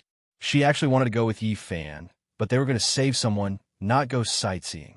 Besides, Yi Fan could only carry one person. He couldn't carry both of them. Thinking of this, Yi Feishua blushed. She really wanted to know how it felt to be carried in Yi Fan's arms. The old man and Yi Fan arrived at the back door. There were precious herbs planted here that liked shade. It was very secluded. Furthermore, it was already late at night, so there wasn't a single person around. Yi Fan carried the old man on his back. He circulated his spiritual power and slowly lifted off the ground. Hee, the old man on his back laughed. This old man has sat on everything in his life, but this is the first time I'm flying in the air. Senior, sit tight. If you feel any discomfort, you must tell this junior, Yi Fan said. Go ahead and fly. This old man's bones are strong. The old man smiled. Then this junior will respectfully accept, Yi Fan said as he sped up. Firstly, the old man was protected by the flawless Dharma robe, so he should be fine. Secondly, he missed his beloved wife very much. He wished he could grow a pair of wings and fly to Fujiwara no Chico's side in an instant. An illusory figure streaked across the sky. Senior, how is it? Can you take it? Yi Fan asked as he flew at high speed. I'm fine. The old man, who was clinging tightly to Yi Fan's back, was a little out of breath from the wind. You keep flying. When Yi Fan saw this, he immediately slowed down. After all, the flawless Dharma robe could only protect the old man's body, but the old man's head was exposed. Flying at high speed with the biting cold wind, he was naturally fine with his spiritual power protecting his body. However, the old man was different. How could his mortal body withstand such torment? Senior, do you want to rest for a while? Yi Fan asked. No need, no need. The old man panted a few times and said, Today, I've opened my eyes. This young man is quite capable despite his young age. With this kind of ability, it would only take a few days to travel the entire Great Ming Dynasty. Then, shall we continue on our way? Yi Fan asked. Continue. These old bones of mine can still bear it, the old man said. Despite the old man's words, Yi Fan still slowed down. He maintained a steady speed and lowered his altitude. This way, the wind would be weaker. As the saying goes, it's cold at the top. The higher you go, the lower the temperature. Yi Fan, the old man on his back, said, Looking at your cultivation, you must have received guidance from an expert. Yi Fan nodded. Senior, you're right. I did receive guidance from an expert. It's a long story. The old man immediately understood. It was inconvenient for Yi Fan to talk about this matter, so he didn't ask further. Senior, Yi Fan changed the topic. Is this hypnotism very difficult to break? We'll only know after we see it, the old man said. This hypnotism is both difficult and easy to break. It's like a lock. No matter how sturdy it is, a small key can easily open it. The difficult part is the key. What if we can't find the key? Yi Fan asked. He had heard from Yi Feishue that breaking the hypnotism of an expert was as difficult as ascending to the heavens. Then we can only forcefully break the lock, the old man said. Yi Fan frowned and didn't say anything. Seeing that Yi Fan didn't say anything, the old man knew that Yi Fan was worried, so he comforted him. Don't worry. If your wife is really under hypnotism, I'm confident that I can break it.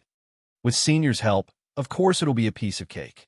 When Yi Fan heard the old man's words, the rock in his heart was finally lifted. But the old man hesitated.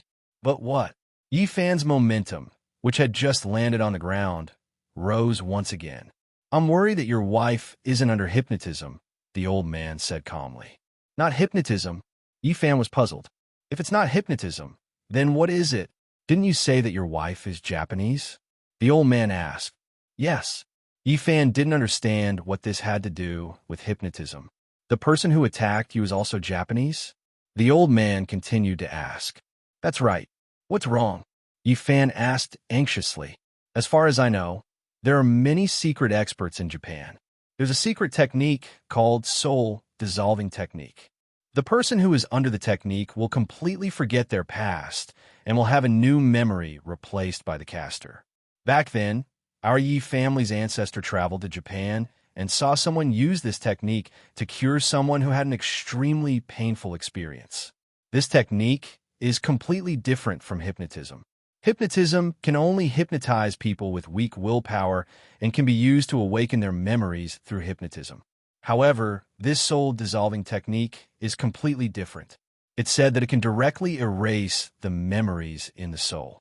As for the method to break it, the old man stopped and didn't continue.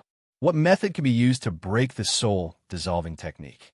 When Yi Fan saw that the old man was about to say something but did not say it out loud, a trace of worry flashed through his heart. He hurriedly stopped and hovered in midair before asking. You're tuning into the Warrior Lore YouTube channel. Don't forget to subscribe and join us on this journey to catch the most captivating stories.